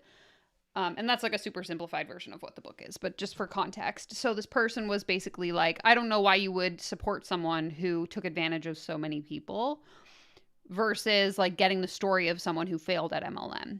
And this might be like a controversial opinion, and I don't mean to offend anyone when I say this, but it's really easy to fail at an MLM. I could join an MLM and chances are I'm not going to make any money, right? Like, again, 99.9% of people are going to have that experience. To me, it's more interesting, and this is part of the reason I make the coaching content that I do, to see someone who is at the top of the pyramid benefiting from the system in which they're involved in, recognize that it's a scam, and then work to unravel that, than just like joining and not being successful. And so I make the content that I want to make here on my channel because I want to demonstrate the fact that the system is broken. People are taking advantage of people. And if you can admit the fact of like, oh, what I was doing maybe was a little bit ethically questionable, and you want to share that story, and come to terms with the fact that what you were doing was maybe not the best. I think that's more admirable than just saying like, oh, I joined an MLM and I failed. But anyway, that's an aside. I love the book. You should look it up, listen to it, read it, etc. Okay, Suzanne says she Googled it and this individual was in Arbon. That makes sense as well. And I cried. I tried to be quiet so no one around me would suspect anything. But I was crying because I didn't want to go on like this anymore. I wanted to be like the others who were able to fully focus on their passions and not be split between these two different worlds. Something ignited within me that day. I was young, but I knew in my heart of hearts that I wasn't meant to feel stuck. So I dared to walk away, embarking on a voyage of self-discovery where passion became my compass. I think the part that makes it so obvious that she's reading from a script is the fact that like no one, not even just the cadence in which they use, but like no one would use these words all together when talking in a regular conversation. It's very like storytelly. That's not a real word, but it is now. Now, earlier that year, I had felt a calling to share my personal development journey, which was what birthed the Arbon is a health and wellness MLM. They sell lots of different stuff like makeup, supplements, that kind of thing, skincare. It's all like all natural, vegan, etc. Power Them podcast, a venture that would ultimately redefine my purpose. It was never network marketing that I saw myself doing long term. It was always going to be something around my podcast, but I didn't know what I was going to do. But I also knew I could not step into another semester of my studies knowing how deeply out of alignment I was feeling.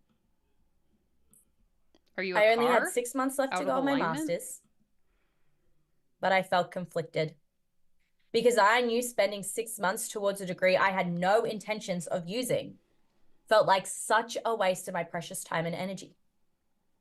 I knew that 6 months of energy directed towards discovering what it is I truly desired could set me years ahead.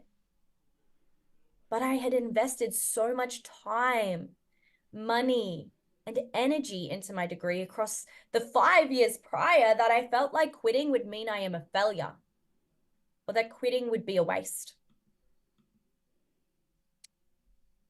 It was after having a conversation with the first ever coach that I came across that I realized what I needed to do. Now, I hadn't invested in this coach. I merely had a conversation with him one time over coffee. No, so if I'm following correctly, she never had a job. She was a university student that joined an MLM and then dropped out of university to be a coach, I think. But maybe I missed something. I felt lost and confused about what I should do, and so he kindly offered to be a sounding board for me in that moment. And he asked me a question which completely changed everything for me. He said, "Who are you doing this degree for?" And this was how I knew I needed to leave. My answer was everyone but myself. My parents, my peers, my boss, my co-workers. But what about me? What about Emily? It was in Oh my God, the delivery of this is so irritating to me. I can't get over how fake this sounds. that moment that I realized I was living my life based off what I thought others wanted for me. But what did I want for me? I may have not known the full answer, but one thing I knew for sure was that I wanted to be done with that path so that I could actually figure out what more there was awaiting for me. What it was that my intuition was calling me towards. So at just 22 years old, I made the audacious choice, dropping out of my master's, leaving behind my job in the architecture industry Oh. and diving headfirst So she had a job. I must have missed that. into entrepreneurship. I'll tell you what, it was daunting. I quite literally risked it all. My job, my academic pursuits, and my entire savings, which we're going to talk about in a moment. But deep inside, Ultimate red flag. I invested all my money, my life savings, and I went into millions of dollars of debt. So you should too, because I'm successful, because I said I'm successful. I'm never going to show you any actual receipts or proof though. But you should just listen to me and trust what I'm saying. And because I did it, you should do it too. Okay, now go cash out your RSPs, your 401ks, TFSA. What else you guys have in the US? Your IRAs. Give me all your money. Okay, that's my point. guys, a fire burned fiercely. I knew this leap was my calling. So I gave myself a mere 90 days to craft a plan and step into the realm of self-employment. So after dropping out of my master's, I set a date for myself. I declared that on the 22nd of December, 2020, I would be walking away from my job and stepping fully into self-employment. So right up until that date, I was pocketing every penny that I received from my job because Richard, you are an hour and a half late and have missed your opportunity to become a billionaire. However, if you stick around, you still might have the chance to learn how to quit your job and make 6 figures. So stay tuned. had set a savings goal of $10,000. And that was going to be my security blanket for when I went full time. And thankfully, well, I hit this goal just before I was about to step away from work. And this was where I found myself facing my next big decision. Okay, I'm bored with her. We'll get back to it. I'm going to address this question instead because this is actually interesting to me and I would love to hear your thoughts in the comments. So, I'm sorry, I don't know. Is it Kaya? You can correct me. She's asking, do these coaches know they're scamming people or do they truly believe the crap they talk about? This is actually a really complicated question that I contemplate a lot. And based on some of the feedback that I've received from people thinking that I'm an internet bully, jealous, hater, bitter lady who lives in my house and is really sad about my life, I think that the majority of these people, and this might be me like being naive, genuinely don't know, or not that they don't know they're scamming people, but they're so deep into the narrative that people who have 9-to-5 jobs are miserable, entrepreneurship is the only way to be successful, building a 6-figure business is the ultimate path to happiness, etc., that they're like blinded to the fact that they're doing harm. Because they're benefiting from the system, they've basically played mental gymnastics to the point where they can't see that what they're doing is harmful, if that makes sense. And again, people can kind of probably speak more articulately than I can in the comments. But I think when you're so like indoctrinated into this space where all of these predatory behaviors become so normalized, it might be difficult to think with a sense of clarity and to recognize that what you're doing is problematic. Exactly. They're brainwashed. And when you're in that position, while what you're doing is harmful and is scammy, you don't have the capacity to recognize it as such, in my opinion. I think is what is happening.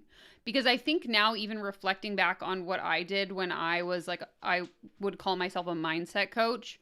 And I never did anything that was particularly harmful, more so just like incredibly cringy. And I remember getting feedback from people who were like my normal friends who had regular jobs being like, well, why would anyone pay for that? Like, that seems so unnecessary. And then I would, go on this spiel about how transformational it is and how much you're going to change your life and da-da-da-da-da-da-da-da. Because I didn't have that perspective to be able to realize, like, no, this is useless. Like, people could literally just Google the shit that I'm teaching. And again, yeah, I guess my point is just like, I think when you're in it, you can't see it. And so while sure there are malicious people out there like the finance bros that I cover on my channel, I think those people legitimately know that what they're doing is a scam. But when it comes to people like this, personally, I think that they believe they're coming from a good place.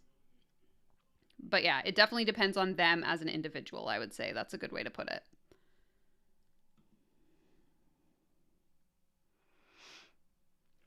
Just catching up on the comments.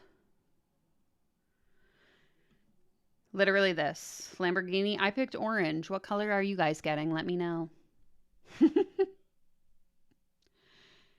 Yeah, I think the higher they get up the pyramid, the more successful they get, they have to be more aware. And I would say this is only true because you probably start to get more feedback. Like if I'm Brooke Castillo and I type in my name on Google, I'm going to see all the terrible reviews on Reddit.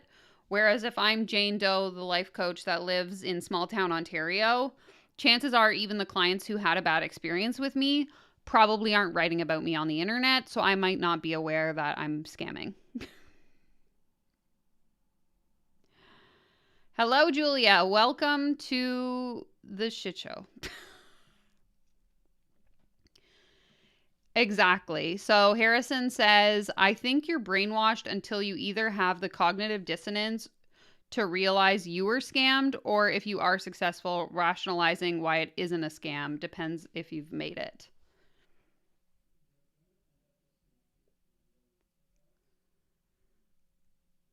Not all coaches get to the point of making that 6 figures, so at some point they have to realize that it's just crap. Maybe the higher up coaches do believe the crap. Yeah, I think that's part of it too. And this is a really good point. So you decide as saying it's difficult to get a person to understand something when their salary depends on not understanding it. And so this is the piece that these people that will like call me a bully on the internet and say that I make it my whole personality because I got scammed one time. Their biggest point is that what they're doing is not a scam. But I cannot think of a profession that is legitimate where people have to vehemently defend what it is they do. Like, I've never gone to the dentist and had my dentist have to like explain to me why he's not a scammer, you know? Like in no other profession is it normalized to have to defend what it is you do for work. But yeah, I think this perspective is true as well. There's a pretty wide range of awareness of the big picture and connection between their programs and the results their clients get.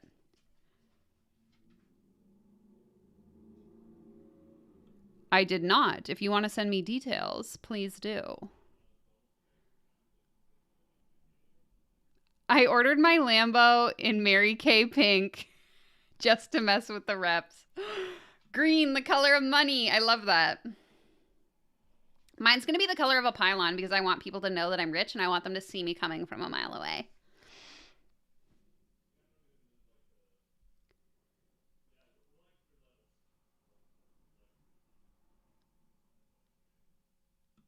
As a former CPS worker, I had to defend it a lot, but for different reasons. That's fair.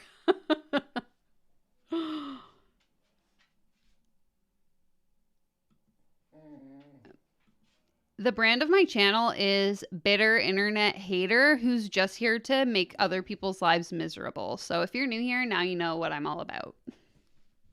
What's up, buddy? Sorry, the dog is wanting my attention.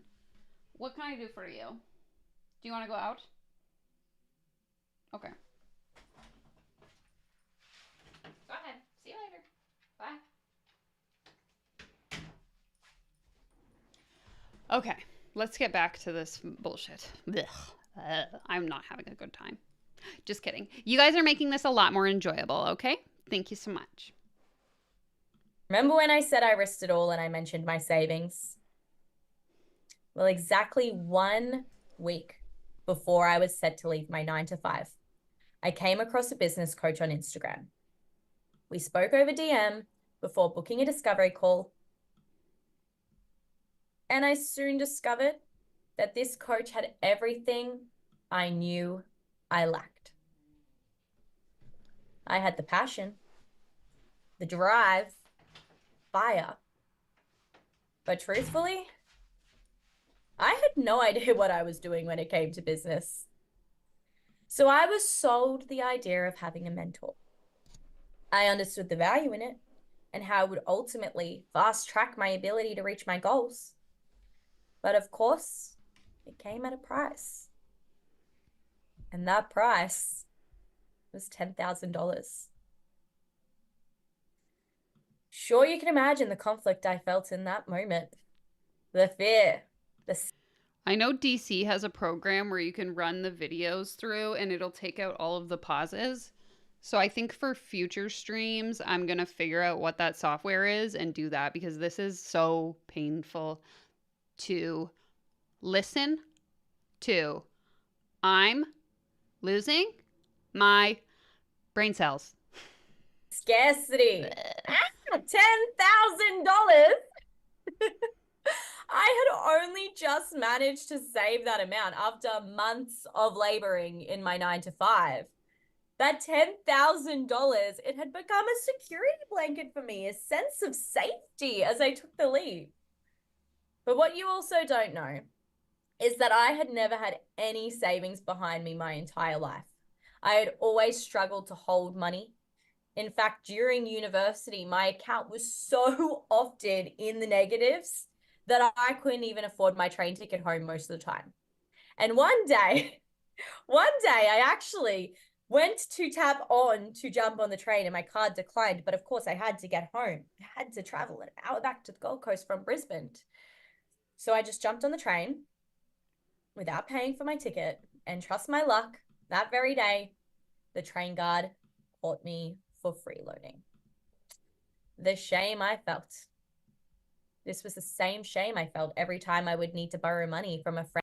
Okay, so I did 1.1. Let me know if it's too fast. Because when she does speak, she talks quite quickly, but the pauses are just painful. And for lunch or simply to get a coffee. But for the first time in my life, I had savings. And now someone was asking me to give it all to them. Right on the cusp of me becoming unemployed. I had no savings, but now I'm so rich you should pay me and you can become rich too. Follow for more financial advice. So this is the decision that I had to face. To hold on to my savings and keep the security blanket that I had created around leaving my job, or invest the full $10,000 into a mentor who was going to give me the solution I needed to grow my business to where I wanted it to be. So on the 12th of December, 2020, I made the decision to invest it all. I hired the mentor, and with unwavering determination on the 22nd of December, 2020, at just 22 years old, I bid farewell to my architecture career. I quite literally went all in. And guess what? Okay, and then once we go all in and we know we've given up our career, we've given up all our money, what are we going to do? We're going to be desperate. We're going to forego our ethics and moral compass, and we might actually do things that we wouldn't otherwise do because we're desperate. We're in a desperate situation. We need to figure out how we're going to make money. We need to figure out how we're going to be successful because we threw, what is the phrase? We burned all the boats. What are we going to do? That's what happens, in my opinion, allegedly, from what I've seen. That's what happened next. In just 8 months from going all in, I transcended boundaries, propelling my business to soar beyond 6 figures. And I emerged as a new beacon within the coaching world, carving my path in the intricate worlds of business and mindset. See, my mission pulsates with an unyielding desire to really unveil the boundless potential within every single entrepreneur. And I stand firm, affirming that the only barriers between your current reality and your aspirations are your mindset and your skill set, both of which can be honed and refined. So if you're yearning to break free from a life that is devoid of purpose and alignment, and you're ready to forge a business brimming with love and passion, That's the piece that irritates me, that makes me tell she's reading from a script, is that the words she's using are not words people would use in actual speech. Like, it's one thing to sit down and write out a script. I script all of my YouTube videos, but I use words that I would actually say in real life, not fluffy nonsense. Like, this is so painful to sit through. Then I stand prepared to guide the way for you. You see, across my time working as a business coach, I have helped countless clients leave their 9-to-5 jobs and make multiple 4 to 5 figures per month in their businesses. So to be as blunt as I can be with you, you should listen to me and what I'm going to share with you next in this training, because quite frankly, I know my shit. Exactly, Mallory. This is the point I was trying to make earlier, is like, things change so quickly. Markets change. The buyers change. The way that you should sell changes. Trends change. The way businesses advertise themselves online in terms of like marketing trends change. So just because I had massive success 4 years ago, 2 years ago, whatever, doesn't mean that even if I taught you that same system, you're also going to be successful. But they act like that's how it works when it doesn't.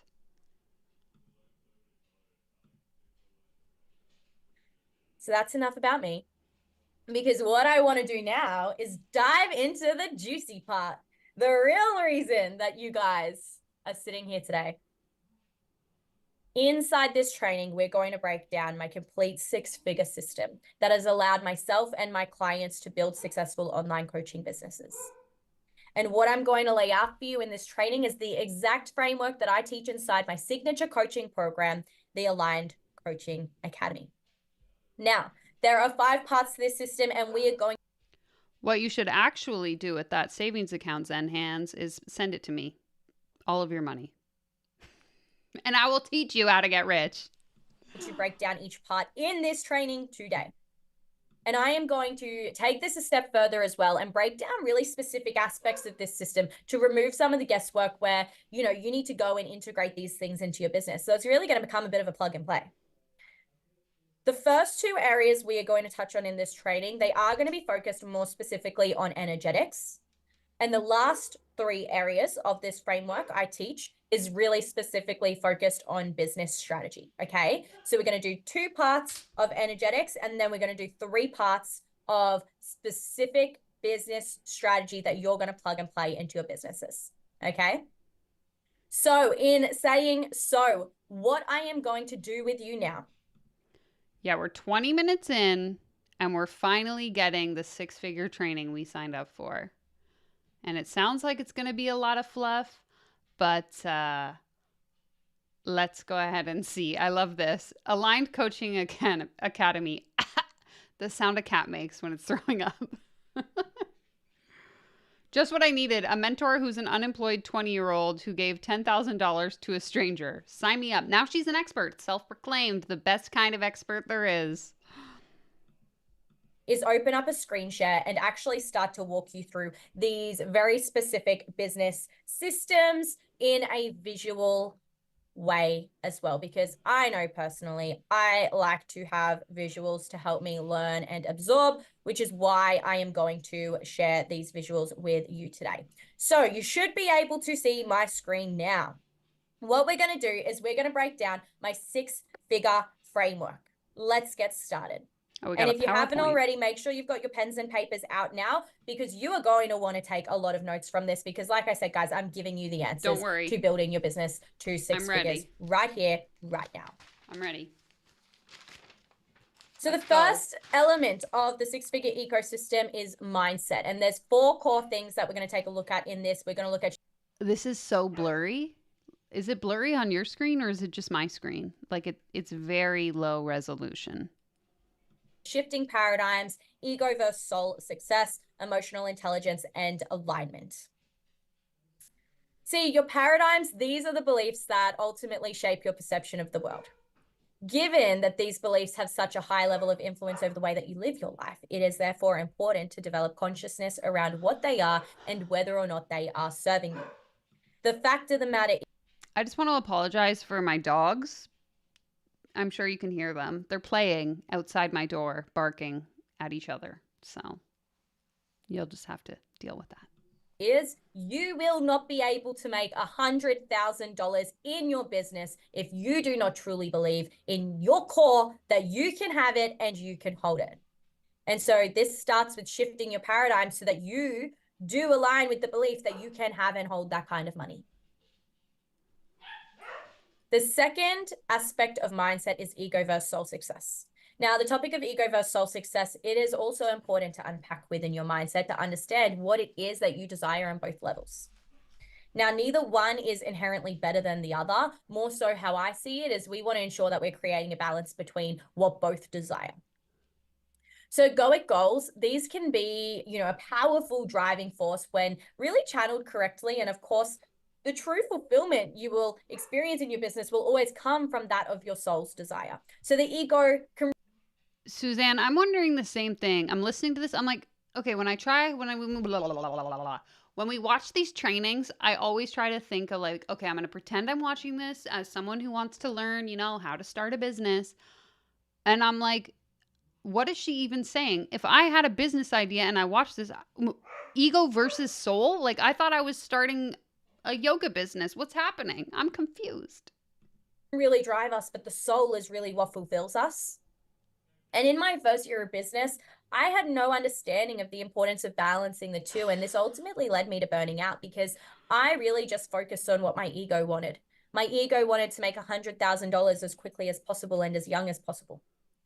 And so that ended up in me sacrificing everything that my soul desired, which was lifestyle, connection, health, well-being, all of these different things. I sacrificed them in pursuit of my egoic goal instead of creating a balance between the two. Emotional intelligence. This is another important area of mindset because it's really going to influence your life both in and outside of business. So your ability to understand and regulate your emotions. Okay, but what about like regular intelligence? Because I feel like that's lacking drastically in this industry as a whole, in my opinion. This is really massively going to influence the success that you're then able to achieve.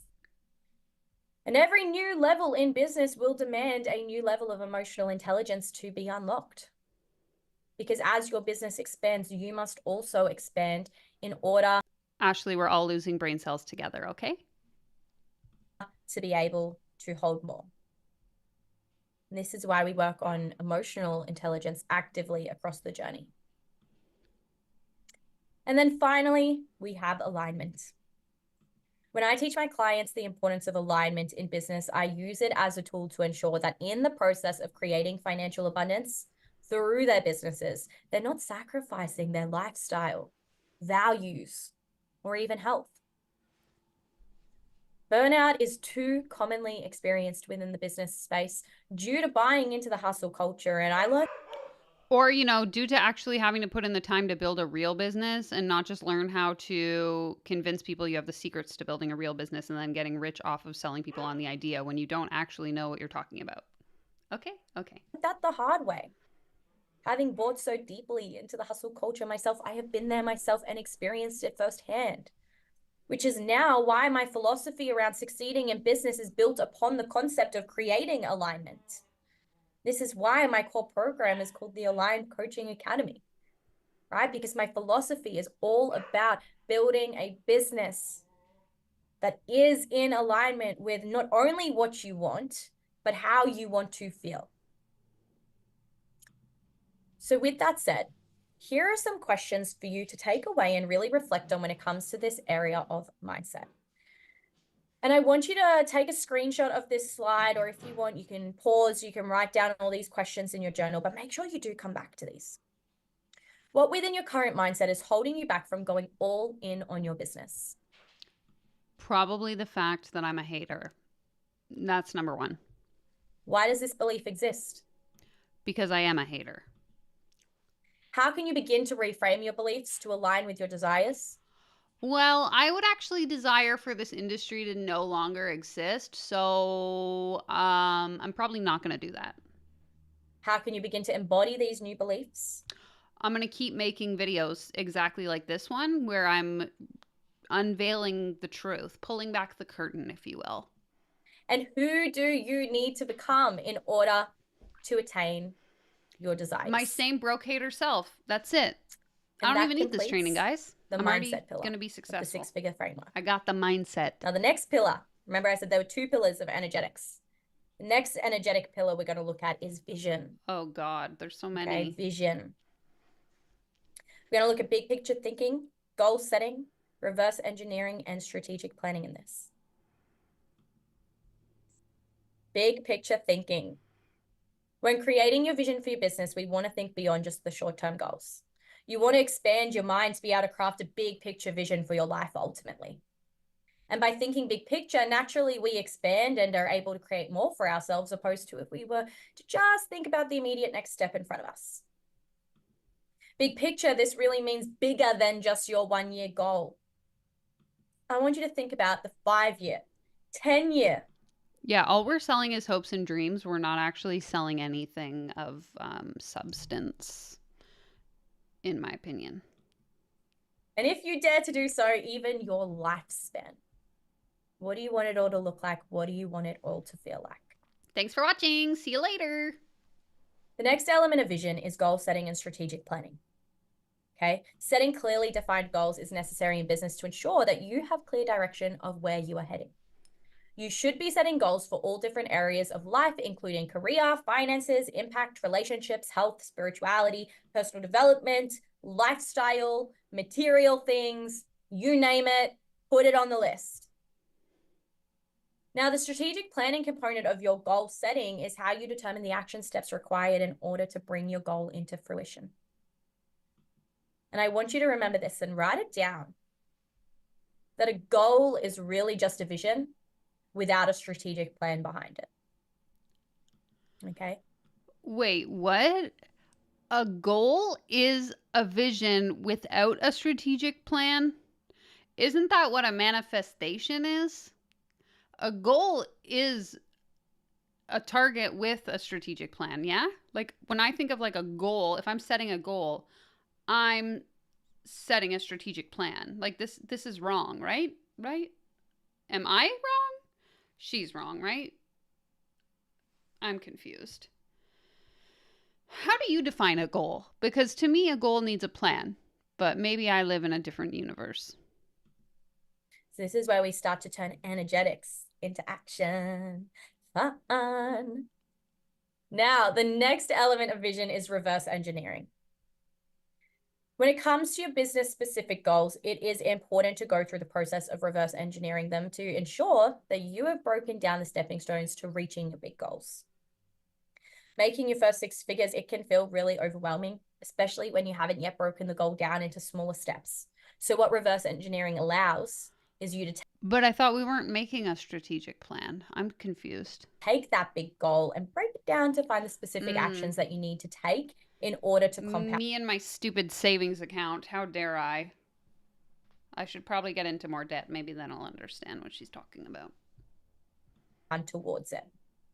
So we will break down on the next slide how to actually reverse engineer your first 6-figure year together, because I want to simplify this process for you, like I said, and I'm going to break down a lot of components of this 6-figure system so that you don't actually need to figure it out yourself, but you can get that information right here today for being on this training. So let's reverse engineer your first 6 figures. So the target is obviously $100,000 in 12 months if you're wanting to do, 6 figures annually. Putting this simply, this equates into $8,333 per month coming through your business. Now, what you will note is that your progress isn't going to look like consistent $8,333 months. So we want to break this down to be a little bit more appropriate. Okay, I actually have a memory of watching a coach do one of these trainings that I attended, like back when I was invested in the coaching industry, really wanted to like become a life coach, that kind of thing. And I remember watching a training very similar to this where it was like, think of what your monthly income goal is, break that down by how much your offer is, and then that'll figure out, how many offers you need to sell in a month. And the specific training I'm thinking of, she was teaching you how to do like email marketing to convert people. And so it was basically to figure out, you want to make $10,000 a month. You're selling an offer for $1,000. You need to sell 10 people a month. the average email list converts at about 1%. So if you want 10 people to convert, you need, what is that, like 1,000 people on your email list.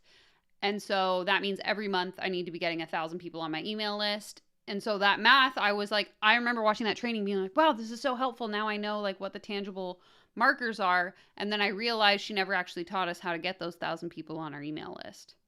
And so I never grew an email list at that point more than like 200 people because I never learned the how. But that's what this is giving me the same vibes as. They give it to you like they're giving you all this information. So when you're watching it, you're like, wow, this makes so much sense. This is so helpful. And then it's only once you peel back the layers that you're like, wait a minute, but they didn't actually teach me how to do that thing. They just taught me how to calculate what I would need to do. But they don't teach me what the steps are. You know, that's what I don't know if that's making sense, but it's like they always sell you on this idea. So it seems like you're learning something, but then you're really not learning anything at all. Not anything useful anyway. So what that might look like, okay, if we've got that 6-figure target in 12 months, first of all, we're going to reverse engineer by breaking this $100,000 down into 4 quarters. So Q1, we might do 10,000, Q2, 20,000, Q3, 30,000, Q4, 40,000. That's like a really simple breakdown that equates to 100,000. Now we want to get even more specific. We want to take these quarterly goals and we want to break them down into monthly goals. So as you can see, I've split up the 4 quarters. And again, you can change these numbers around to look however you like, but this is just like a really general basic way to approach this. Q1, if our goal is $10,000, January, we want to hit 1,000, February, 4,000, March, 5,000. As you can see, all of these numbers right up until December really incrementally grow. Okay, so this is linear growth. Now, this is a general breakdown of what the linear growth might look like within your income if you are building towards your first 6 figures. But what you need to remember is that your growth might not necessarily look this linear. However, we really create these breakdowns so we just have the awareness and the understanding of what we're actually logically needing to be working towards in order to actually reach our goals. Another reason why we want to reverse engineer our goals is in this way is because it allows us to actually break down our KPIs. And so what this means is if we know in January we need to do $1,000 in sales, we can then ask the questions of how many clients do we need to sign in order to hit this goal? And what does the pricing and structure of our offer need to look like in order to create this cash sustainable?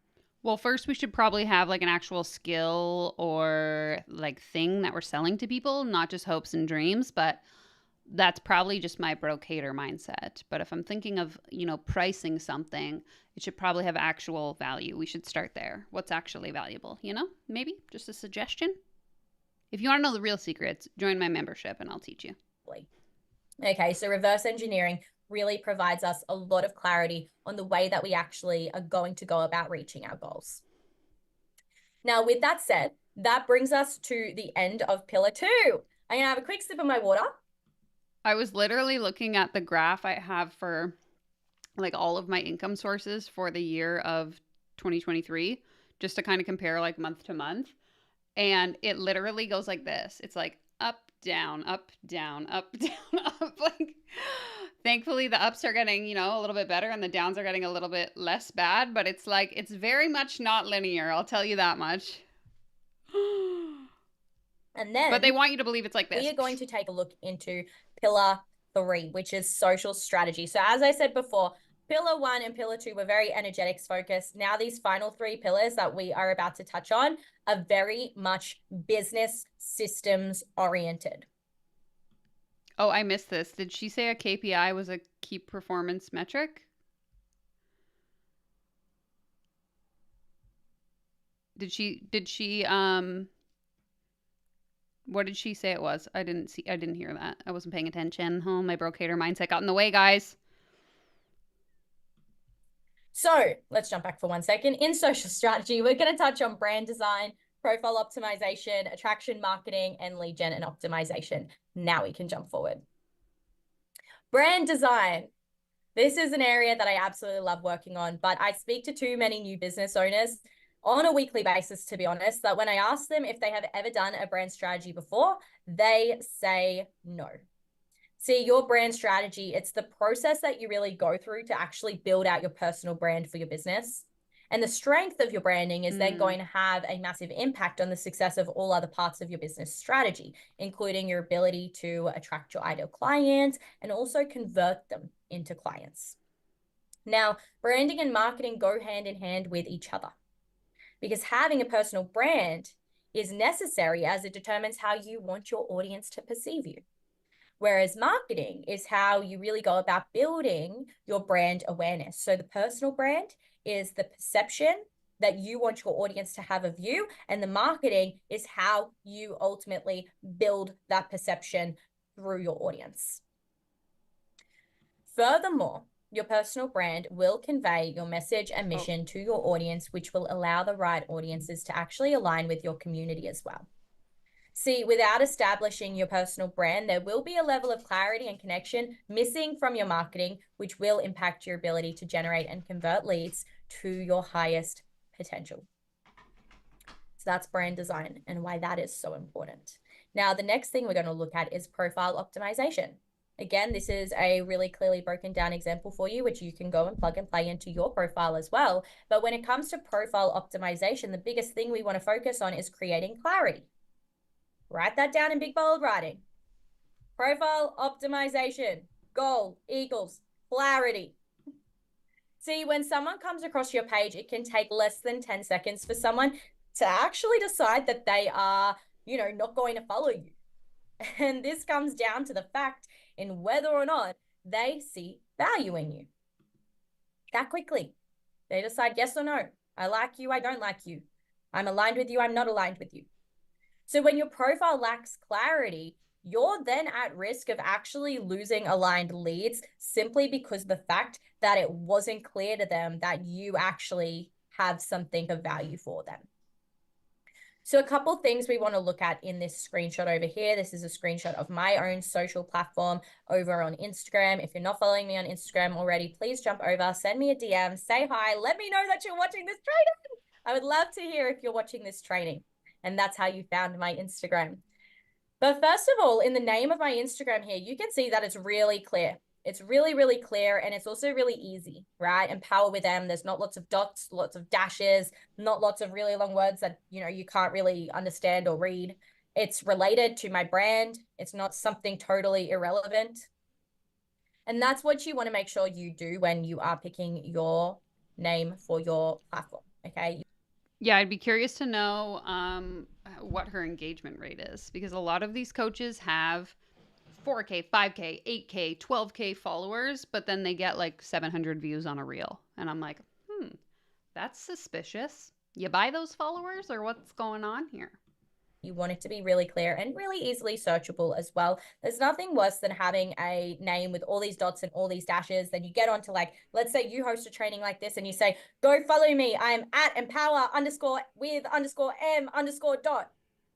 It just doesn't flow. It's hard to search up. Keep it simple, keep it sweet, keep it on brand, keep it aligned. The second thing we want to look at is over here, my profile image. As you can see, clear use of brand colors. You can also see my face very clearly. And what can you tell about my face? I have a big smile in the photo. One simple mistake that so many people make when selecting their profile photos for their platform is they sit too far back, show too much of their body, and you can't clearly see their face. Or they show their face, but they're not smiling. How much more unapproachable do I look without a smile? Show the emotion, show your energy. A profile right? picture where they're not Psychologically, smiling? people resonate more with someone who's smiling than someone who's not smiling. Okay, so key little factors there for your profile image. Next, we have my name. My name is clearly. Sorry, I hope no one's distracted by the fact that I'm messing around with the camera right now. My SLR died, so I'm trying to bring it back to life, baby. Spelled out so people know who I am. And then we have keywords for SEO purposes, search engine optimization benefits. So we've got 6-figure, business, and mindset coach. Really, really clear there. These keywords just make me more searchable. I have coach as my tag, and then I have a really clear mission statement. So I will help you make your first 100K on the foundations of alignment, lifestyle, and freedom. Really, we want to speak directly to the individual by saying, I help you And we want to then clearly say, what are you going to help them with? And what is the desire that's attached to that, or how are you going to do it? So for me, I said, who, I help you. That price doesn't energetically align with me. If you want me to optimize your social media and have me send you energetic journal prompts, which is a drain of my own personal mindset and energy, you actually owe me 111,111 every month. But if you sign up today, you can sign up for just $9,999. Discount, friends and family only. Use the code LiveChat at checkout. PayPal, me, my money. Okay, I'll see you inside. What do I help you with? Make your first 100K on the foundations of alignment, lifestyle, and freedom. Alignment, lifestyle, and freedom. That's the desire, right? That's what you want, is to make $100,000 from that place of alignment. Then I have a really clear call to action: access 15 hours of free business strategy. Tell me you don't know how to optimize for SEO without telling me you don't know. Strategy trainings here, and then have the link there. Okay, so that is a clearly optimized profile. Take that as inspiration and go integrate it into your own. Now, the next thing, attraction marketing. I want you to think of your social media as your storefront. So we really want to make people who are ultimately walking past your store, scrolling past your store, have a reason to come inside. Now, there are two types of marketing that we want to focus on. The first is indirect marketing, and this should consist of about 80% of the marketing that you do. The purpose of this is to really build awareness, build engagement, build community, and build reputation. So ultimately, this 80% of your marketing prepares your customers for the direct marketing CTAs, which come in the 20%. So the direct marketing is 20%. And the purpose of this is to make sales, okay? So social media's goal is to ultimately stand out through indirect brand marketing so that you can lead a prospect up the engagement ladder to make a sale through your direct marketing. So that 80%. By engagement ladder, she meant pyramid. It's not a pyramid scheme. It's not even a scheme per se. I think it is. Really does influence the success of the 20%. Now, your marketing should ultimately be working to do three core things. Increase your visibility by creating touch points, generate leads through attraction marketing, and convert leads by moving them up the prospect awareness scale.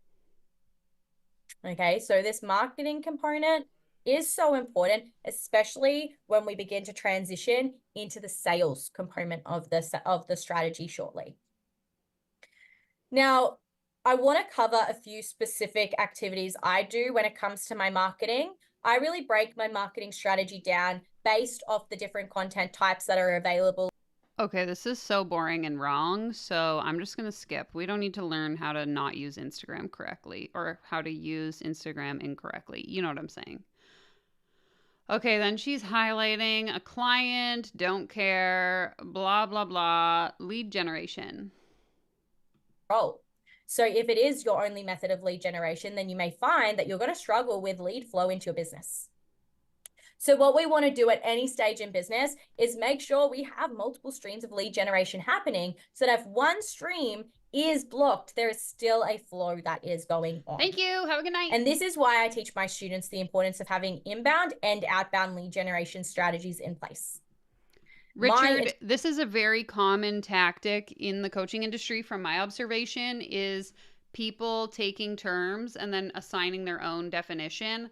I believe it was last week's live stream where we looked at there was like a quantum life coach training, and she literally redefined words like ecology to suit her program so that all of the different, I think it was like every phase of her program started with the letter E. So she took 5 words that started with the letter E and then gave them new definitions to suit her program. But it's like, why wouldn't you just use the word that already means the thing you're trying to say?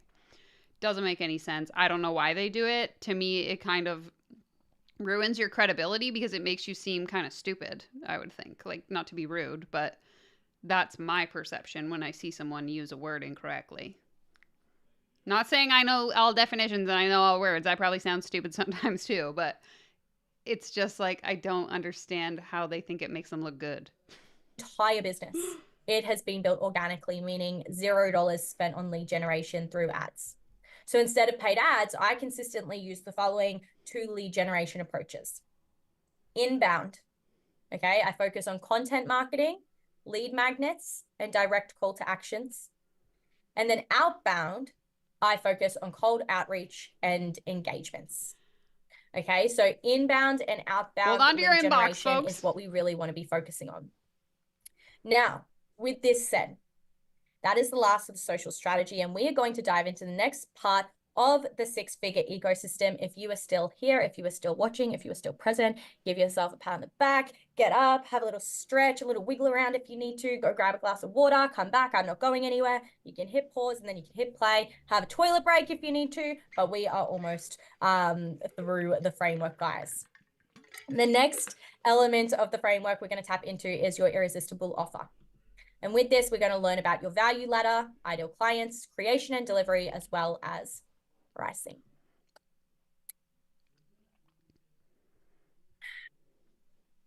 Okay, value ladder. Your value ladder is how your offer stacks from lowest ticket to highest ticket. So simply put, low ticket is Immediate less than red flag. $500. Mid-ticket is over 500, but under 1,000, and high ticket is over 1,000. As your high ticket increases, obviously these price points and what brackets they fall into change as well. But as a brand new business owner, this is generally what that will look like. So mapping out. I would consider low ticket to be anything less than $200, not to be nitpicky. But if I'm paying more than $200 for something, I would say that's not low ticket. Low ticket should be like an offer that's easy to say yes to because it's still like relatively affordable for a large number of people. Your value ladder is an important step to take when creating projections for how you envision your business to grow. And where I see new business owners go wrong, though, is trying to execute everything on their value ladder all at once. So you really only need one core high ticket offer and one downsell to build 2 6 figures. So when you try to sell too many things at once, especially as a new business owner, you can create confusion within your audience. And quite frankly, a confused mind never buys. So what we're going to look at next is then your idea. I mean, that's any business ever. It's better to focus on one thing that actually works than to try and sell 50 different things. Your client, because you cannot create an irresistible offer if you first are not crystal clear on who your ideal client is. There are many areas of your ideal client profile that you want to get clear on, and these include questions that are on the screen for you to. Okay, this is not bad advice. If you're starting a business, any kind of business, you should know who it is you're trying to sell to, why they need what you're selling. This is something that I teach everyone that I work with. Like, this is okay. I'll give her that. Fair. Step is the creation and delivery of your offer. Depending on the type of offer that you want to deliver, there will be different methods of creation and delivery. Now, first, you need to determine what type of business model you do want to be working with. There are a couple of different types. You've got done for you. This is a full service delivery where you go in and you do the work for your client. Coaching and consulting, which is very much one-to-one delivery. Done with you is a group or hybrid delivery, so you're not necessarily doing it for them. Okay, first, shouldn't we determine what we're actually skilled at? So when I talk to people about starting a business, the way I look at it is like a Venn diagram. So you have, the thing people are willing to actually spend money on. You have the things that you have interest in, and then the things that you have the skill or ability to acquire the skill in. So it's like skills, interest, where people will actually spend their money. I would say figuring that out first is more important than figuring out what kind of business model you're gonna have. Like, I need to figure out what I'm selling first before I figure out how I'm gonna sell it. Just saying. You're doing it with them, and often in like a hybrid delivery is like there's one-to-one, there's group trainings, there's coursework. Like, it's hybrid, it's a mix of things. And then we've got products and courses. So there's no service delivery involved in that. That is self-placed by your clients. I will give you guys this little pointer, and that is that one thing you should avoid doing as a new business owner is focusing on courses and group programs as your first offer. Very And true, simply Hillary. put, self-paced courses, they just don't. Silly me. I'm so dumb. This is why I'm not successful, because I try to actually build things from the ground up when I could just copy what somebody else is doing. Inefficiency is my specialty. Don't offer the same ability to deliver high level results for your clients, which will impact your ability to build credibility through results. So at the very beginning of your business, you want to be building credibility through results. And in order to do that, you want to make sure you're getting people into an environment that guarantees a higher chance of having those results delivered. And that's quite frankly not going to come from a self-paced course. 90% of people who purchase self-paced courses don't ever complete them. Additionally, diving into group programs before having a thorough understanding of your ideal client and how to actually deliver client transformations can again impact your ability to build credibility as a new coach. So when you are starting out, I really, really do recommend start out with one-to-one client work when you're brand new in the coaching space. So you have that room to actually experiment, see what you like to do as a coach or a consultant, see how you actually go about delivering client results. And then from there, you can use that actual experience. But what are we actually coaching or consulting on? Anyone? Does anyone know? You've gained to then transfer into creating high-level courses and hybrid programs and so on. So the next thing when it comes to creating your offer is pricing. And this is one of the biggest questions that I actually get asked is, what do I price my offer? Now, honestly, the answer is whatever you want because you are the business owner. This is your business. This is your world. We're just all living in it. But there are That's not how business works. You don't just price things at whatever price you want. Like Yeti didn't price this water bottle at whatever I paid, $30 maybe, because they wanted to. Like, do we know what supply and demand is? Do we know what fair market value is? Do we understand cost of goods versus, you know what? Oh my God, I can't with this. Price it whatever you want. Red flag, run away. Everyone run away. Stop listening. Close your ears. are some factors that we can take into consideration to actually help guide your pricing, okay? And these pricing factors are on the screen for you. And again, these are questions for you to answer. What is the return on investment your clients will see? What is the lifetime value? Also this, Richard says, so we work out the price before we figure out what we're selling. Exactly. We don't even know what we're selling. How can we possibly understand what the price of it is? Of the transformation that you deliver? How quickly can you deliver these results? How does your services reduce the effort and sacrifice required of your clients? How does it make their life easier? How large or small is the time input you invest into your clients during the program? Are there additional resources included in the offer? And what is your knowledge and skill set, including considerations to any investments that you have made in your own personal and professional development also? So take your screenshot. I'll smile. Well, I paid my coach $10,000. Therefore, my program has to be priced at $10,000 so I can make my money back. While you do it, and then go and answer those questions. Now, some other considerations when it does come to your pricing. First of all, is your ideal client a financially qualified market for your offer?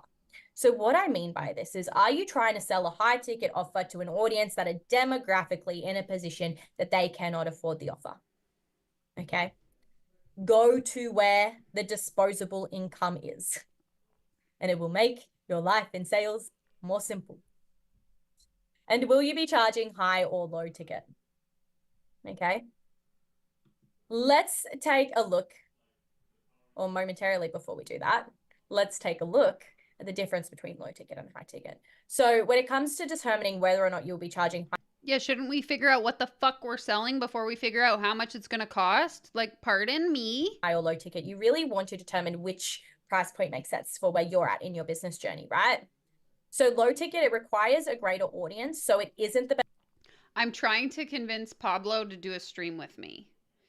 So he has built a multi-million-dollar business and other like failed startups in the past. And he does consulting with like current startups, and it's just like I would love for him to come and listen to this. Sometimes I'll just like read him things that I see on the internet, or I'll make him watch little silly TikToks, and he's just like shaking his head.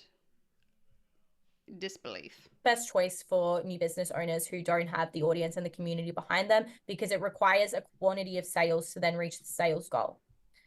Higher ticket, on the other hand, this provides more cash flow for new businesses with small audience because you focus on quality, not quantity.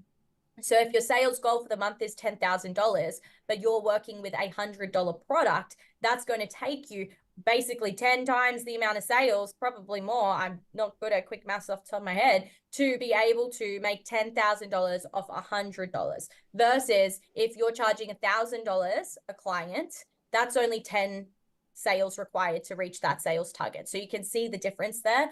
Quality, not quantity, especially. So just charge more money and you'll have to work less. Got it. When you're just trying to create a consistent income for yourself in the early stages of your business. Now let's take a look at where you can start with specifics on your first offer. So your first offer, let's look at doing one-to-one coaching or consulting. So if you're a coach, like one-to-one coaching, if you're like a marketing consultant, a VA, something like that, VA pricing will be quite different again. But you know, if you're a coach or a consultant, really what we're looking at is about $500 to $1,000 per month as the starting package. We are looking. This is actually really common, and Hillary might be able to speak to this, Julia, if she's still here, and maybe even Space Pastry if they're still here as well. A lot of the coaching industry really encourages high ticket offers only. Typically, if you're starting your business, like this person is saying, start with one-on-one clients. Once you have a proven model, launch a group program. You're going to make more money. It's very, very, I've never really seen a program where they focus on like teaching you how to build a business out of low ticket offers. At a minimum 3-month term that you want to be working with someone on. In that, they receive weekly or bi-weekly calls, message support, and bonus access to paid masterclasses just to do some value stacking there. And this is as simple as your first offer should be. I think she mentioned VAs to try and reach a broader audience. So if someone's watching this and they are a VA, then they might think, oh, this could apply to me. This will build you to your first $100,000. It doesn't need to be overcomplicated, guys. Now, if you've never worked with a client before, I do recommend getting a free client to give you the opportunity to actually test your offer and generate some warm leads in the process. So free coaching giveaway, it's optional. I do get all of my new students to do this who have never coached before. And generally what this giveaway looks like is 4 weeks of complimentary coaching with, again, the 60-minute sessions weekly and the message support. You will just put a post up on your socials about the giveaway, prompting people to really opt in. 5 to 7 days is generally the period of time you want to promote it for. And you'll get your audience to opt in via a application form, and you'll create that form on JotForms or Google Form.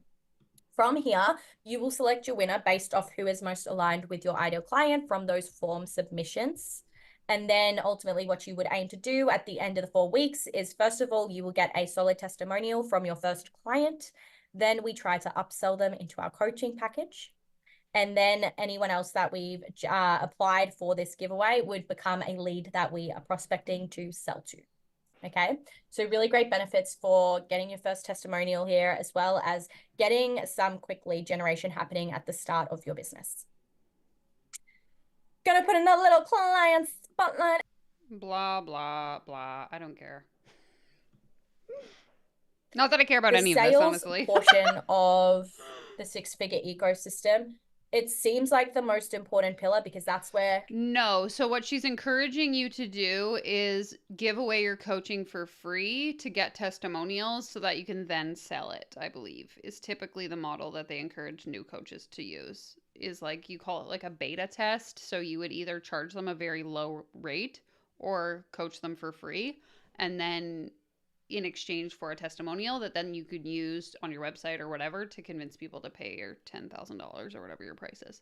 We see the money rolling in, but honestly, you can't have this sales piece without everything beforehand that we just went through, particularly that social strategy and the offer. They need to be solid before you move into the sales.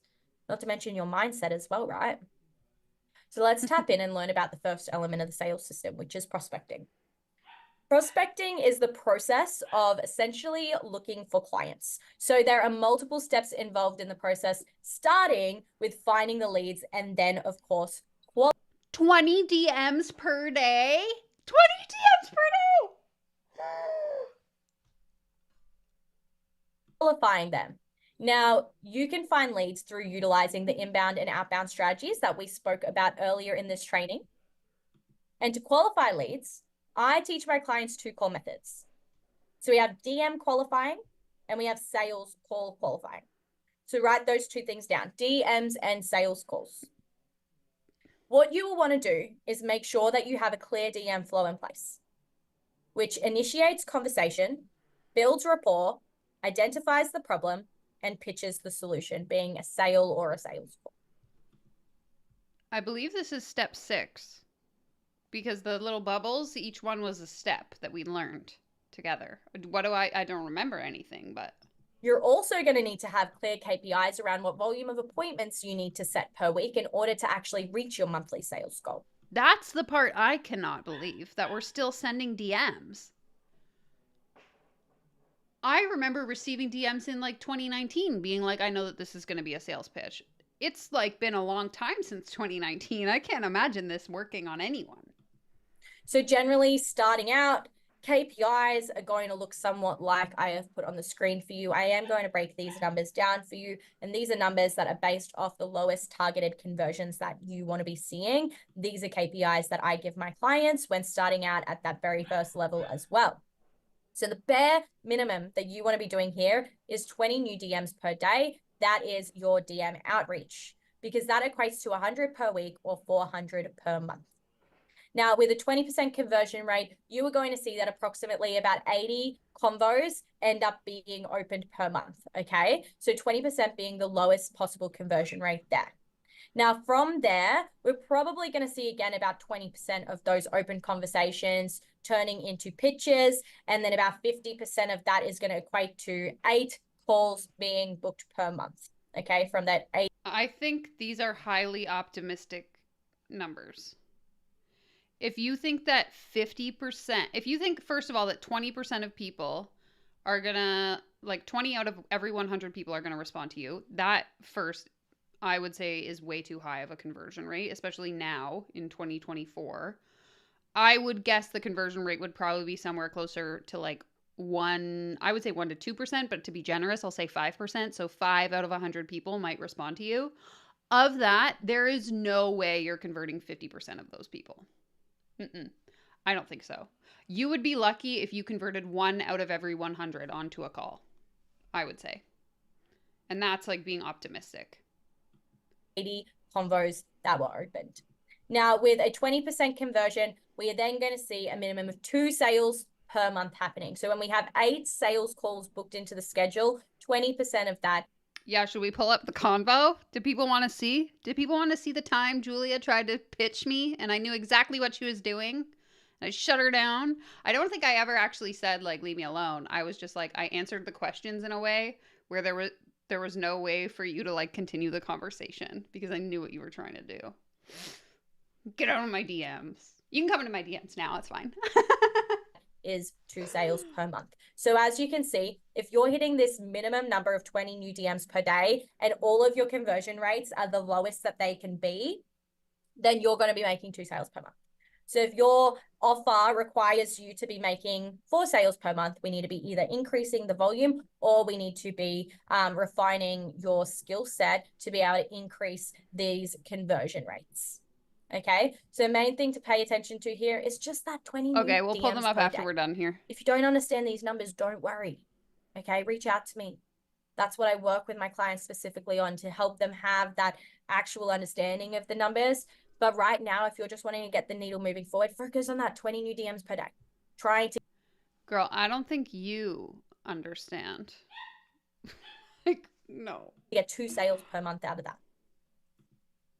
High ticket sales, as a new business owner, let me just tell you now, you are leaving money on the table if you are not doing sales calls. So many people say, I want to sell in the DMs. I don't want to sell in sales calls. I don't like sales calls. I'm scared to be on sales calls. Selling in the DMs is more challenging than selling on a sales call. When you haven't yet become efficient in your abilities to actually sell high ticket, you're at a higher risk of losing sales if only selling in the DMs. Now, you also cannot expect everyone to buy from you simply by putting DM me for the link in your stories. I see so many people do that. You're going wrong. Okay, high ticket sales require a high level of trust, which can be very quickly built on a call, as well as a deep understanding of sales psychology to efficiently move your leads to point of sale. In saying so, having a sales flow for the call that is proven to close high ticket clients is essential, which is why I simplify the process for my clients and provide them with the exact sales script that allows me to close $12,000 in paid in full clients, right, on these calls. Imagine if you were to jump on a call, pitch someone a program for $12,000 and they would say, yes, here, let me pay you in full today. That comes down to your high ticket sales skills. And I'll tell you what, closing that 12,000 paid in full client in the DMs would be a lot harder and you'd be more likely to lose them. The next thing we're going to look at with your sales system is payment processing. So in order to streamline the sales process, you want to set up some easy to use payment links for your programs. I recommend using platforms such as PayPal, Stripe, Thrivecart, or Squarespace when starting. I would love to know. Great question, Richard. I want to know how many people she's cold DMing in a day or a week or whatever she said. Out, as these are free or low cost, and they're really, really easy to. Thrivecart is not low cost. It actually is like, or at least it used to be. It's like a one-time fee of like $400 or something. I wouldn't call that low cost by any means. Set up as well. So what you're going to do is you're just going to go, you're going to create links for paid in full and payment plan options. You're going to have them ready to go. You're going to jump on the call and you're going to get your prospects, your qualified leads to pay for your offers then and there to avoid the confusion when they step off the call. And finally, you need to have some client management systems in place. So there's several core systems included in this, such as. Have we even figured out what we're selling though? Like, why do we have systems for something that we don't even know what it is exactly, other than it's a one-on-one high ticket? But what is it? What is the thing? What is the solution we're offering? As your onboarding process, client detail tracking, progress tracking, offboarding process, and client retention strategies. You want to make sure you have processes in place for each of these to really enhance the experience that your clients have, to make sure that they see the highest results possible, and also to increase the likelihood of you actually. Yeah, I actually do like Thrivecart. I just wouldn't call it a low-cost option. Actually retaining these clients further after their initial terms finish with you. In saying that, that's my 6-figure framework, guys. It was a lot.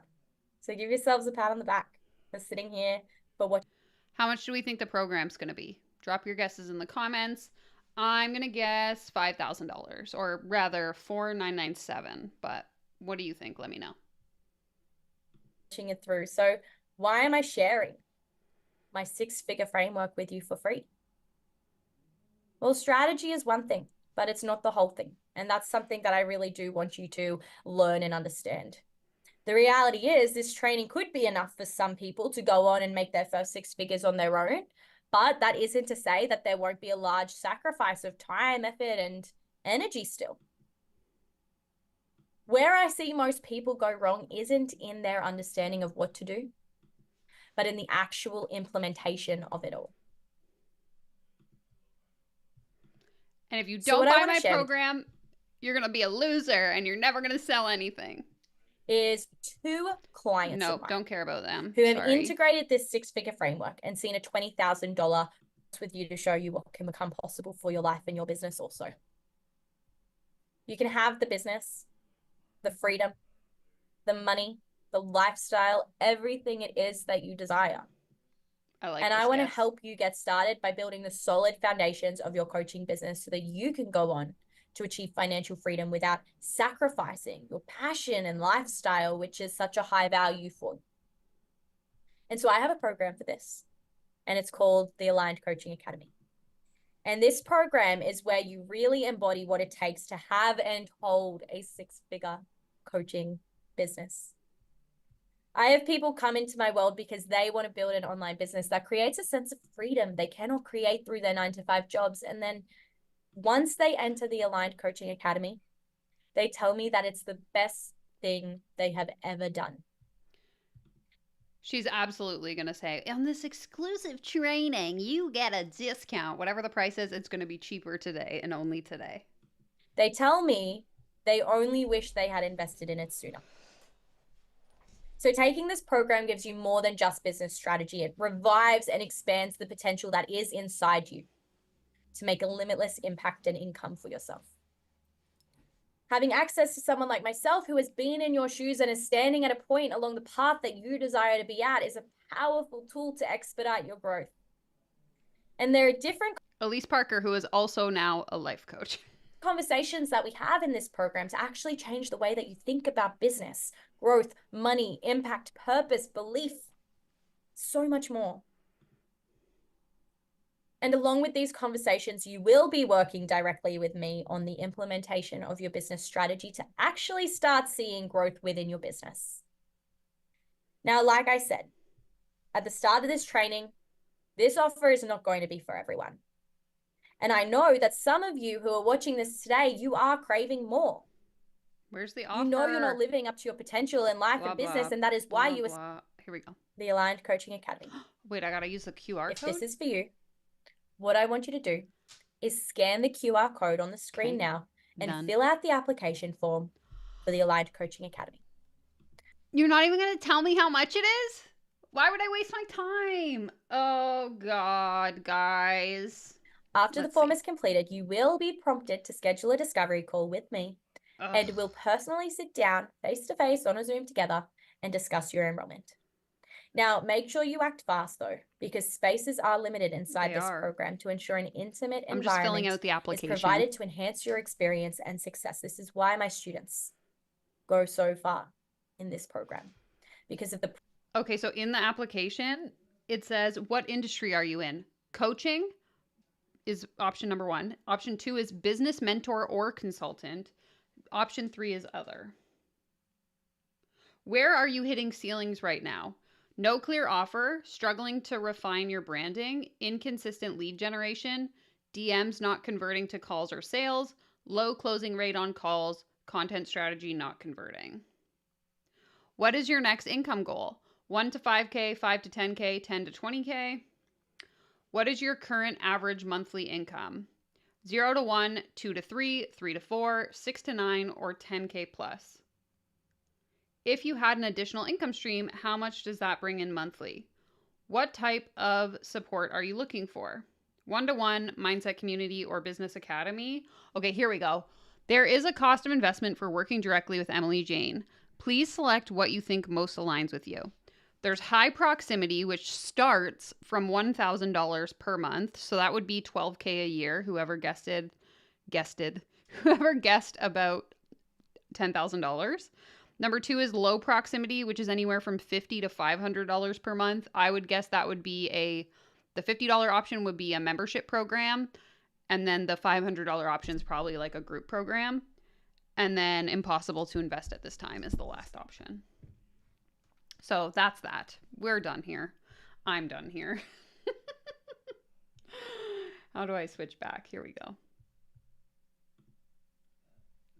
Okay. Well, I'm really glad we all wasted our time together on that one. Oh, that was painful. I've actually never seen anyone do a QR code, though. Like, that's kind of weird. I don't like that. Just give me a link in the description of this video that gives me the form to fill out. Like, does it convert higher, or do they just... Is she trying to create, like, a sense of legitimacy, or what's the intention with the QR code? Because to me, it's kind of annoying. Yeah, I feel scammed as well. Ah, sigh. Oh, absolutely.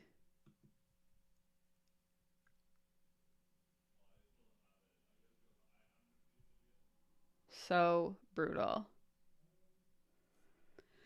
Okay. I'm going to read the DMs between Julia and I. I am like cringing already because I feel like my answers probably aren't that great either. So keep in mind, this would have been back when I still had a coaching business. So these messages are from 2019, which at this point is 5 years ago. I guess technically it's more like 4 years ago because it was mid-October 2019. So brace yourselves. I replied to her story. So I started the conversation. I was following Julia first, I guess. Keep in mind we had a mutual contact, which is why I'm not sharing these on the screen because we mentioned that mutual contact in the conversation. And I'm not trying to dox anyone. So I replied to her story. I have no idea what the story was because Instagram doesn't show you. It just says you replied to their story. I just had this conversation with my boyfriend. We are considering moving to Nova Scotia, and he's like, but what will I do for work? And I'm sitting here like literally anything you can imagine. Literally anything you can imagine can be a business. That is so cringy and inaccurate. Do not start a business doing literally anything.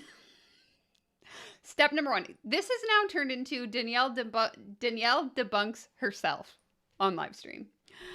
Okay, so then Julia replied in November, almost a month later. Girl, you got to check those other DMs, I guess. It says, OMG, I'm just seeing this now. It was in my other DMs. Literally, though, there's someone out there that charges $10,000 to teach people how to do a handstand. Literally, nothing is off limits. Who is charging $10,000 to teach people how to do a handstand? And how can I get that job? Oh my God. Yeah, so sorry, for context, Julia used to be a coach that sold high-ticket coaching. And correct me if I'm wrong, but Hillary was in your coaching downline. Okay, so then I replied and said, we're at such an advantage as a generation, it's insane, which I do still agree with. I think that growing up as a millennial and even like Gen Z, like the generation after me, we are at an advantage in terms of like being able to adapt to technology and create jobs that didn't exist before. But do I actually think anything can be a job and make money or a business? No. So then Julia replies, amen to that. Also, oh my God, you're in Muskoka. Yay to Canadians. I'm in London. How long have you been running your business for? So this was when I was like, this bitch is gonna, she's gonna pitch me. So I wrote, yeah, so fun. I see you used to live in Alberta. I am heading there for a visit next week. Small world. I started my business back in July of 2018, so almost a year and a half ago. How about you? Then she starts voice messaging me. So I have no idea what I would have said here, but I can imagine it's going to be pretty cringy. So I'm like getting flushed already, and I'm going to play Julia's first. Whoops. That charges $10,000. Oh shit. I have my God, I'm such an asshole. I'm so sorry. I never responded to this. I'm like going through my unread DMs right now, and I saw this and I was like, oh my God, fuck me. But how was Alberta? Where did you go? I lived in Lethbridge. Okay, sorry. So for context, I had messaged her on November the 7th, and this is her responding in December. So another month later. For 3 years, which it's just like a small town, so like nobody really ever goes there. And yay for starting your business in the summer. Love that. How is it going so far? Like, how's biz? I'm assuming it's amazing, but if you need support in anything, please let me know. And yeah, I started my business, Social Genesis, which is now this kind of. Started it back in May of 2017. Took some time off because I didn't know what the hell I was doing. Started it back up in May of 2018, and then quit my full-time job in September of 2018. Went full-time in October of 2018. Oh God. Okay, this is me now. No worries. I was gonna type a response, but I'm super lazy. So Lethbridge is like south of Calgary. Yeah. Like, why are we talking about Canadian geography? First of all, this is so silly. Up north. My best friend moved out to Whitecourt about like 8 years ago, so I was just out visiting her and her family. But yeah, it was a pretty low-key vacation, if you will. Yeah, that's fun kudos to you for like being smart and waiting for things to level out. I kind of just left my 9 to 5 with an idea, and like luckily for me it worked out, but when I work with clients now, I definitely don't encourage them to follow in my footsteps. So things have evolved a lot since I first started last year, and my offers have changed a lot. And moving into the new year, things are going to be changing too, but I'm really excited to sort of expand my business in a new way. I see you do like social media management as well, in addition to coaching. So that's a pretty good call to have more. I'm just like, I don't even know why I'm humoring this conversation. No offense, but I got cut off. I like to ramble. Pretty good call to have more than one sort of revenue stream. And I also think I saw somewhere something about a product that you're launching. So that's awesome for you. Super exciting. I love how monotone my voice is when I'm like, that's awesome for you. So unenthusiastic. Super excited for you. Sounds great. House. So I'm looking at expanding like the yoga side of my business. I'm actually sort of stepping away from coaching outside of one-on-one for now. So I don't know. I'm feeling really good going into 2020. I hope you feel the same. And likewise, if there's any way that I can support you, just let me know. I have lots of internet friends and I always love to have more. I tried to reverse it. I'm like, this bitch is going to sell me her program. I'll show you selling. How do you like them apples? Here it comes. Then Julia replies. I totally get the voice message being lazy thing. Like, I hate typing. But that's amazing. Like, I have first off, never been that You have way more enthusiasm than I do. I will give you that. north. I can't imagine it was tropical by any means. I'm assuming it's like farther than Edmonton, which terrifies me and my need for warmth. So no thanks, but I'm happy. Well, I'm assuming she's happy up there because she's been there for 8 years. So hell yes to her. And amazing that, well, I actually like didn't really figure out my life before I quit my job. So hell yes to us just like saying fuck it and going for it, because no, I don't like being an employee very much. So no thanks. But hell yes to us, girl, get it. And yeah, I'd love to be another one of your internet friends because they're really the most supportive friends out there, you know? If you pay them, then they'll support you. Otherwise, they don't want to be your friend. Okay, so then we go back to typing. So then I replied in all caps, "Hype squad!" Like, I don't talk like this. Why am I doing this?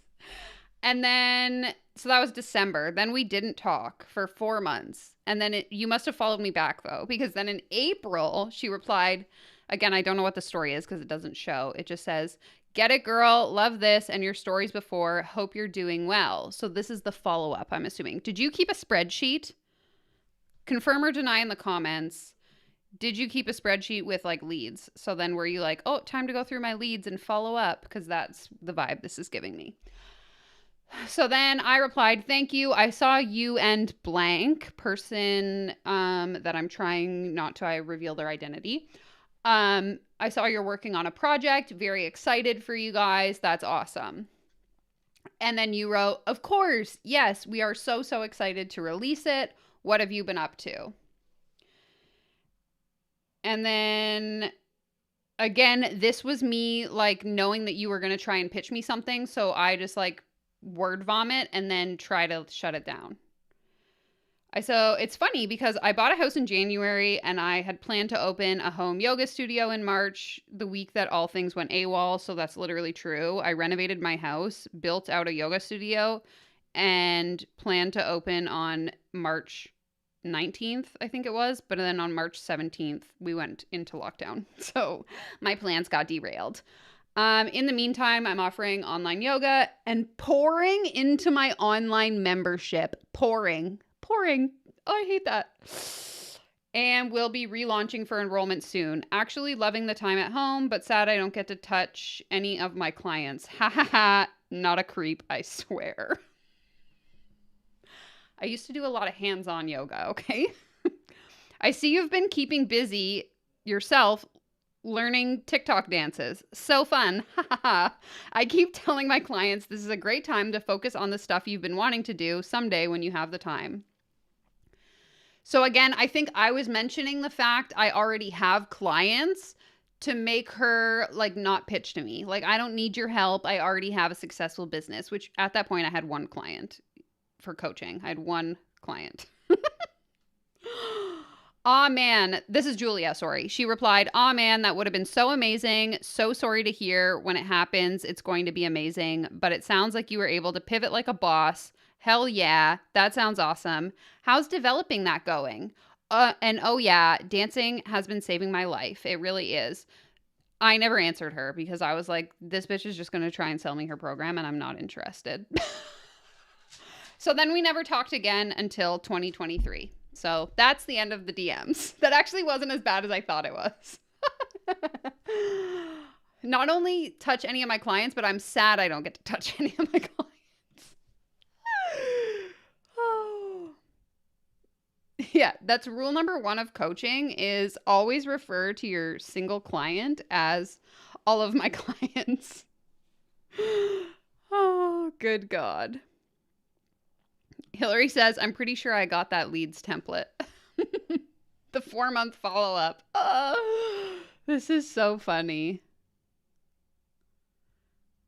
I love this. Yes, and also congrats on the membership anniversary. I appreciate that so much.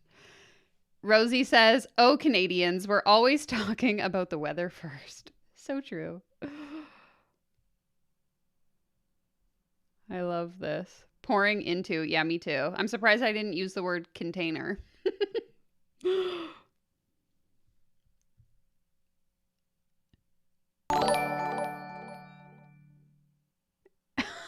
Sorry. Look at the username. Weed Gamer TV 420. Welcome to the channel.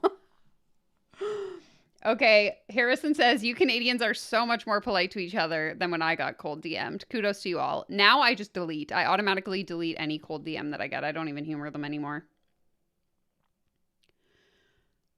Oh, I love it. Wouldn't that have been funny? Oh my goodness.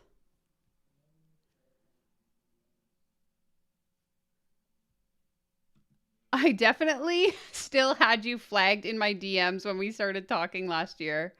When I saw the flag on you, I thought, oh no. So funny. I love it. I'm glad to see us all out on the other side. I will just say that. Oh, goodness gracious. Well, everyone, I think that's going to be it for today. Wow, we've been at this for 3 hours. That's a new record, I think. Looking forward to some exciting content that I am working on the back end, interviews and such. So stay tuned for those. This has been really fun. I want to thank everyone in the live chat for being here and for humoring me during what was probably one of the most boring trainings we've ever watched.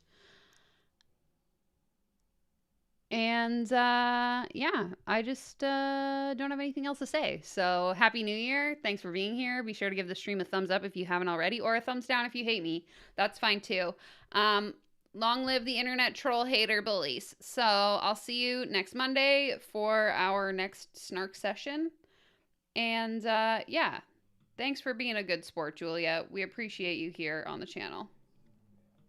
By we, I mean I speak for everyone else in the cult and say that whatever I believe is true for all. Cool. Quit your job, send me your money, PayPal linked in my bio, and I'll see you next week. Bye.